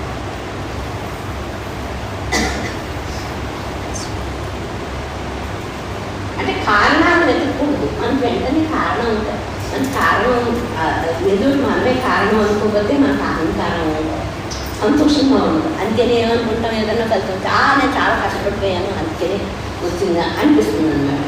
కానీ అలా అనిపించటమే లోటు. కారణం భగవంతుడు అని తెలుస్తూ ఉంటే అది నీ బుద్ధి, మంచి బుద్ధి. కారణం నేను అనుకుంటే నీ బుద్ధిలో ఉన్న దోషం అది తెలియాలి. బుద్ధిలో ఉన్న దోషం ఏం చేస్తుంది? కారణం నువ్వు అనుకుంటాను. నీ బుద్ధి మంచి బుద్ధి అవుతే, సద్బుద్ధి అవుతే కారణం భగవంతుడు. మన బుద్ధి మనల్ని ఇబ్బంది పెడతాము, మన బుద్ధి సద్బుద్ధి ఆయన వైపు చేరుస్తుంది అన్నమాట. అంటే మనకి ఎప్పుడైనా కారణం అనిపించగానే ఇది కారణం అనిపించగానే మన బుద్ధిలో ఉన్న దోషం అనేది మనకు పరిశీలనలో అర్థమవుతుంది. అర్థమైనప్పుడు వెంటనే కారణం ఏదో అలవాటు కొద్దీ నా బుద్ధి అలా చెప్తాంది, కారణం నువ్వే అని మన మనసును మనం తెరబెట్టుకోవాలి.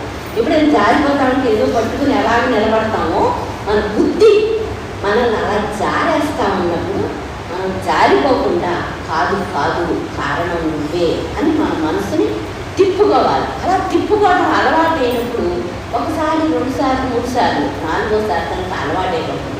ఇది కారణం మన మీద పెట్టుకోదు, ఆయనే కారణం అనుకుంటుంటే అప్పుడు జ్ఞానంలో ఇవన్నీ కూడా జ్ఞానాన్ని మనకి అందిస్తూ ఉంటాయి.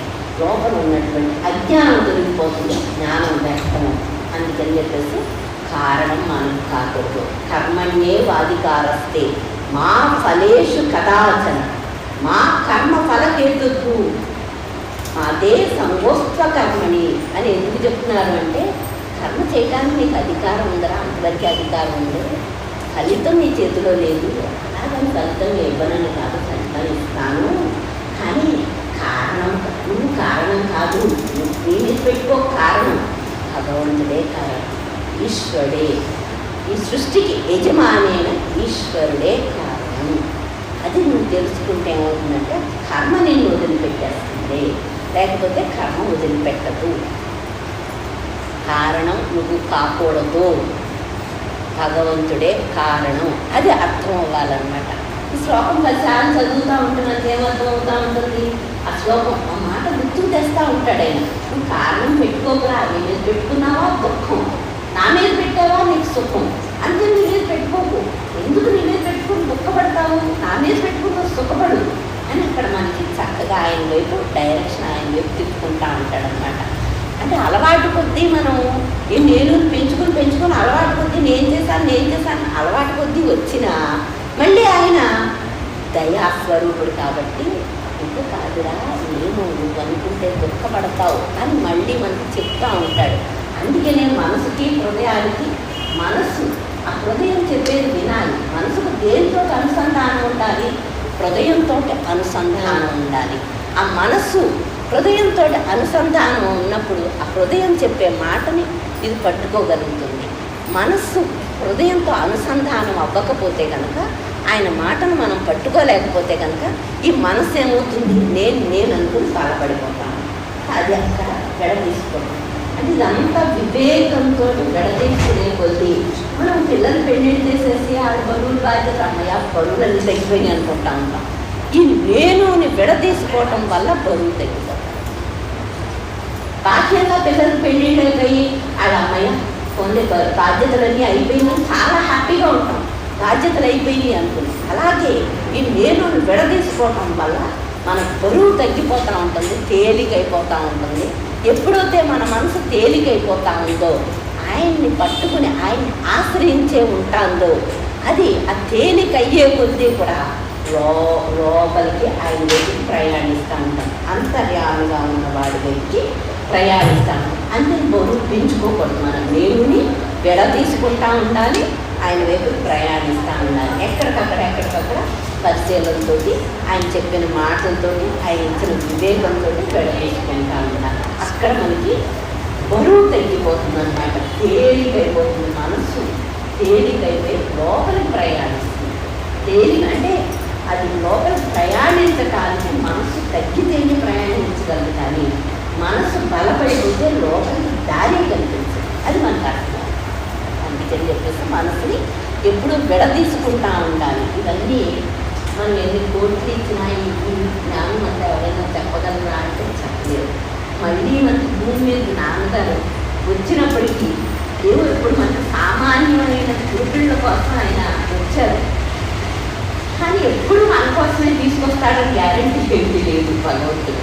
ఇప్పుడు మన కోసం తీసుకొచ్చాడు కాబట్టి మనకి వీటిని కొన్ని 100 సార్లు 1000 సార్లు చెప్పారు కాబట్టి దాన్ని అనుగ్రహించారు కాబట్టి వాడు చెప్పుకుని ఆనందిస్తున్నాం. దాంట్లో ఉన్న ఆనందం మనకు తెలుస్తుంది, లోపల ప్రయాణించడంలో ఉన్న ఆనందం మనకు తెలుస్తుంది. కానీ మన పిల్లలకు మనం లక్ష్యం పెడుతున్నాం. లక్ష్యం పెడితే వాళ్ళు నేర్చుకునేది చాలా ప్రాపంచిక జ్ఞానంలో చాలా కొద్దిగా నేర్చుకుంటున్నారు.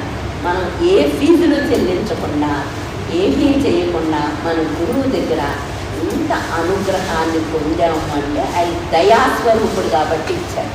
మన ఔన్నత్యం కాదు, ఆయన దయాస్వరూపుడు, దయే ఆయన స్వరూపం కాబట్టి ఆయన మనకి ఇంత దయని చూపించాడు. అందుకని మనం ఏంటంటే దయాస్వరూపుడు కాబట్టి ఎప్పుడూ కూడా మనం ఆయన పట్ల శరణాగతితో ఉండాలి. కానీ శరణాగతి వదిలేసామా ఈ నేను గారు బాధపడతాం.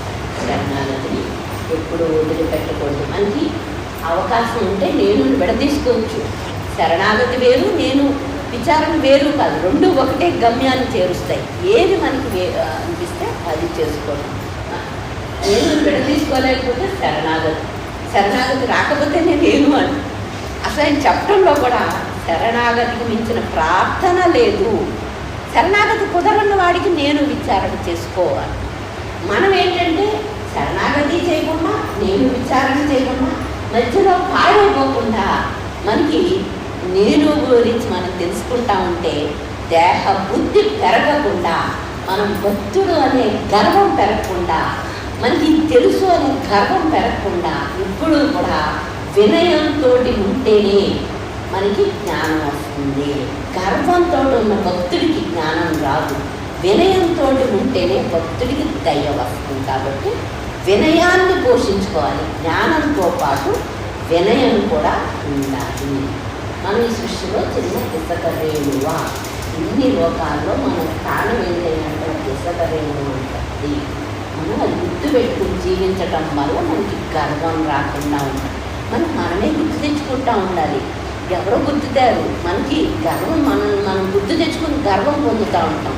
వినయం రావటానికి మనకి మనం ఇసుక రేణు, చిన్న ఇసుక రేణు, ఈ 14 లోకాలు ఇంత సృష్టిలో మనం చిన్న ఇసుక రేణువు అనేది మనకి గుర్తుకు వస్తూ ఉంటే గర్వం రాకుండా వినయంతో ఇంత ఇసుక రేణువులాగా మనం భూమికి అంత ఇసుక రేణువు లాంటి వాళ్ళు గర్వం తెచ్చుకోవడానికి అవకాశమే లేదు. మనం గర్వాన్ని పెంచుకోకుండా వినయంతో ఉంటాం. ఆ వినయమే లోపలికి దారి చూపిస్తుంది. కాబట్టి ఎప్పుడు కూడా భక్తుడికి వినయం లేకుండా ఎందుకు గర్వం? నాన్నగారు ఎప్పుడు వినయంగా ఉండేవారు. జెంటిల్మెన్ గురువు, జెంటిల్మెన్ గాడ్. రాముడు అయితే జెంటిల్మెన్ గురువు. మనం ఎంత అజ్ఞానంలో ఉన్నప్పటికీ ఆయన ఎప్పుడు మనల్ని ఎంతో ప్రేమగా మనకి ఇవన్నీ చెప్పారు. ఆయన ఎంతో ప్రేమగా చెప్పారు, ఎంతో దయతో చెప్పారు. ఎక్కడ ఎప్పుడు ఆయనలో మనం ఎప్పుడు గర్వాన్ని చూడలేదు, వినయాన్నే చూసాం. ప్రతి ఒక్కరి దగ్గర ఆయన వినయంగానే, ఎవరు వచ్చినప్పటికీ, అధికారులు వచ్చినప్పటికీ, మినిస్టర్లు వచ్చినప్పటికీ, మామూలు వాళ్ళు వచ్చినప్పటికీ మన అజ్ఞానాన్ని కూడా ఆయన గౌరవించారు. అజ్ఞానాన్ని తీసేయడానికి, అజ్ఞానాన్ని గౌరవించమని ప్రేమించి అజ్ఞానం నుంచి బయటకు లాగుతున్నారు. మనకి అంటే ఆ గురువు మన పట్ల ఎలా జీవించాడో మనకు తెలుస్తూ ఉంటే మన మనసు అడుగుతూ ఉంటుంది, లేకపోతే ఎగిరెగిరి పడతా ఉంటుంది. ఆయన యొక్క ఔన్నత్యం, ఆయన యొక్క వినయం మనకు తెలుస్తూ ఉంటే మనల్ని ఇంత ప్రేమించి మన దగ్గర నుంచి ఏమీ ఆశించలేదు. సృష్టిలో ఆయన ఆశించవలసింది ఏమీ లేదు. మన దగ్గర నుంచి మనం ఇచ్చేది ఏమీ లేదు. ఆయన ఆశించింది ఏమీ లేదు. ఈ సృష్టి నుంచే ఆశించింది లేదు.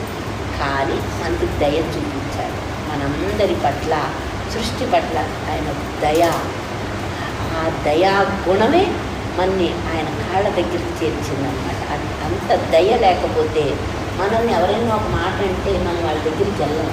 ఆయన ప్రేమ, ఆయన దయ ఆయన పాదాల దగ్గర ఉండేటట్లుగా మనకి చేర్చింది ఏదయ్యా అంటే ఆయన వినయము, ఆయన దయ. అందువల్ల అలా చేర్చినాయి కాబట్టి మనం ఎప్పుడు కూడా మన గురువుకి ఎప్పుడు కూడా రుణపడే ఉన్నాం. ఆయన ఎప్పుడు అంటా ఉంటారు, గురువు తీరకమ్మా, జ్ఞానం వచ్చిన తీరదు. జ్ఞానం ఇచ్చేవాడు మళ్ళీ గురువే, ఇంకా రుణమేం తీరుతుంది? కాకపోతే వినయంగా ఉండటం వల్ల మనకి జ్ఞానం వస్తే ఆయనలో భాగం అవుతాం, అంతేగాని రుణం తీరదు. గురువు యొక్క రుణం తీర్చుకోలేనిది. అందుకని చెప్పేసి ఎప్పుడు వినయంగా ఉండటం పట్ల మనకి నాన్నగారు అంత వినయంగా జీవించి మనకి చూపించారు. కానీ ఎంతోమంది దగ్గరికి వెళ్తూ ఉంటాం, కానీ నాన్నగారిని 24 గంటలు చూసాం. ఎక్కడా కూడా ఆయన ఎంత వినయంగా ఉన్నారు. ప్రతి మనం అజ్ఞానంలో ఉన్నాం, మనకి గర్వం, ఆయనకి వినయం. అంటే ఆ వస్తువు, ఆ బ్రాహ్మీ వస్తువులో ఉన్న ఔన్నత్యం వినయం, అజ్ఞానంలో ఉన్నది గర్వం. అందుకని మనకి అక్కడ విడదీసుకుంటే మనకి ఆయన పట్ల ఇంకా ఇంకా ఇంకా మన ప్రేమ పెరుగుతూ ఉండాలి.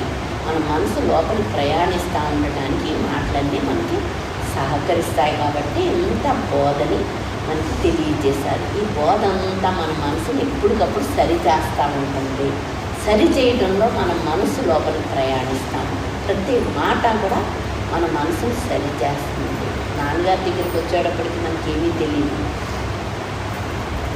పూర్తి అజ్ఞానంలో ఉండేవాళ్ళం. అసలు లోకం అంటే కూడా ఏంటో తెలియదు. మనం అజ్ఞానంలో ఉన్నామన్న సంగతి కూడా తెలియదు మనకి. ఏమీ తెలియని మనల్ని ఆయన చీమల లాంటి మనల్ని మనకి ఎంత బోధని ఇచ్చి జ్ఞానం పొందాలనే కాంక్షని మనకి ఇచ్చి ఆ జ్ఞానం వైపుకి నడిపిస్తున్నారు. అది ఔన్నత్యం, అది గురువు యొక్క ఔన్నత్యం. మనం ఎప్పుడు కూడా వాళ్ళ పట్ల ఎంత శరణాగతులు ఉంటే అంత దయ వస్తుంది. గర్వం ఉంటే దయ రాదు, వినయం ఉంటే దయ వస్తుంది. కాబట్టి ఎప్పుడూ కూడా మనం వినయంగా ఉంటేనే నీరు కల్లానికి ఎలాగా ప్రవహిస్తుందో వినయం ఉన్న చోటే జ్ఞానం ప్రవహిస్తుంది. కాబట్టి వినయంతో కూడిన భక్తి ఉండాలి. వినయం లేకపోతే మనకు భక్తి ఉన్నప్పటికీ జ్ఞానం రాదు. వినయంతో కూడిన భక్తి వల్లే జ్ఞానం వస్తుంది. అది మనకు తెలిస్తే ఏం చేస్తామంటే మనం జ్ఞానం కావాలనుకుంటున్నాం కాబట్టి ఇవన్నీ మనం నేర్చుకుంటూ ఉంటాం, ప్రయత్నం చేస్తూ ఉంటాం. ప్రయత్నం జరుపుకుంటుంది మనకి. ఆ ప్రయత్నంలోనే ఆయన కృప వచ్చేస్తుంది. కాబట్టి ఆయన కృప వల్ల ప్రతి దాంట్లోంచి మనల్ని అలాగ మన బుద్ధిలో ఉన్న దోషాలు అన్నిటిని లాగేసి ఆ బుద్ధిని ఆయన తీసేసుకుంటాడు. ఆయన వ్యక్తమైపోతాడు. మన బుద్ధిని ఆయన లాక్కుంటాడు, ఆయన వ్యక్తమైపోతాడు. అది ఆయన ఔన్నత్యం. సద్గురుదేవా సద్గురుదేవా సద్గురుదేవా పాహి మాం. నాన్నగారు నాన్నగారు నాన్నగారు రక్షమా. సద్గురుదేవా సద్గురుదేవా సద్గురుదేవా పాహి మాం. నాన్నగారు నాన్నగారు నాన్నగారు రక్షమా. గురు రూపము గిరి రూపము శ్రీనాన్న పాదమే మాకు శరణ్యం.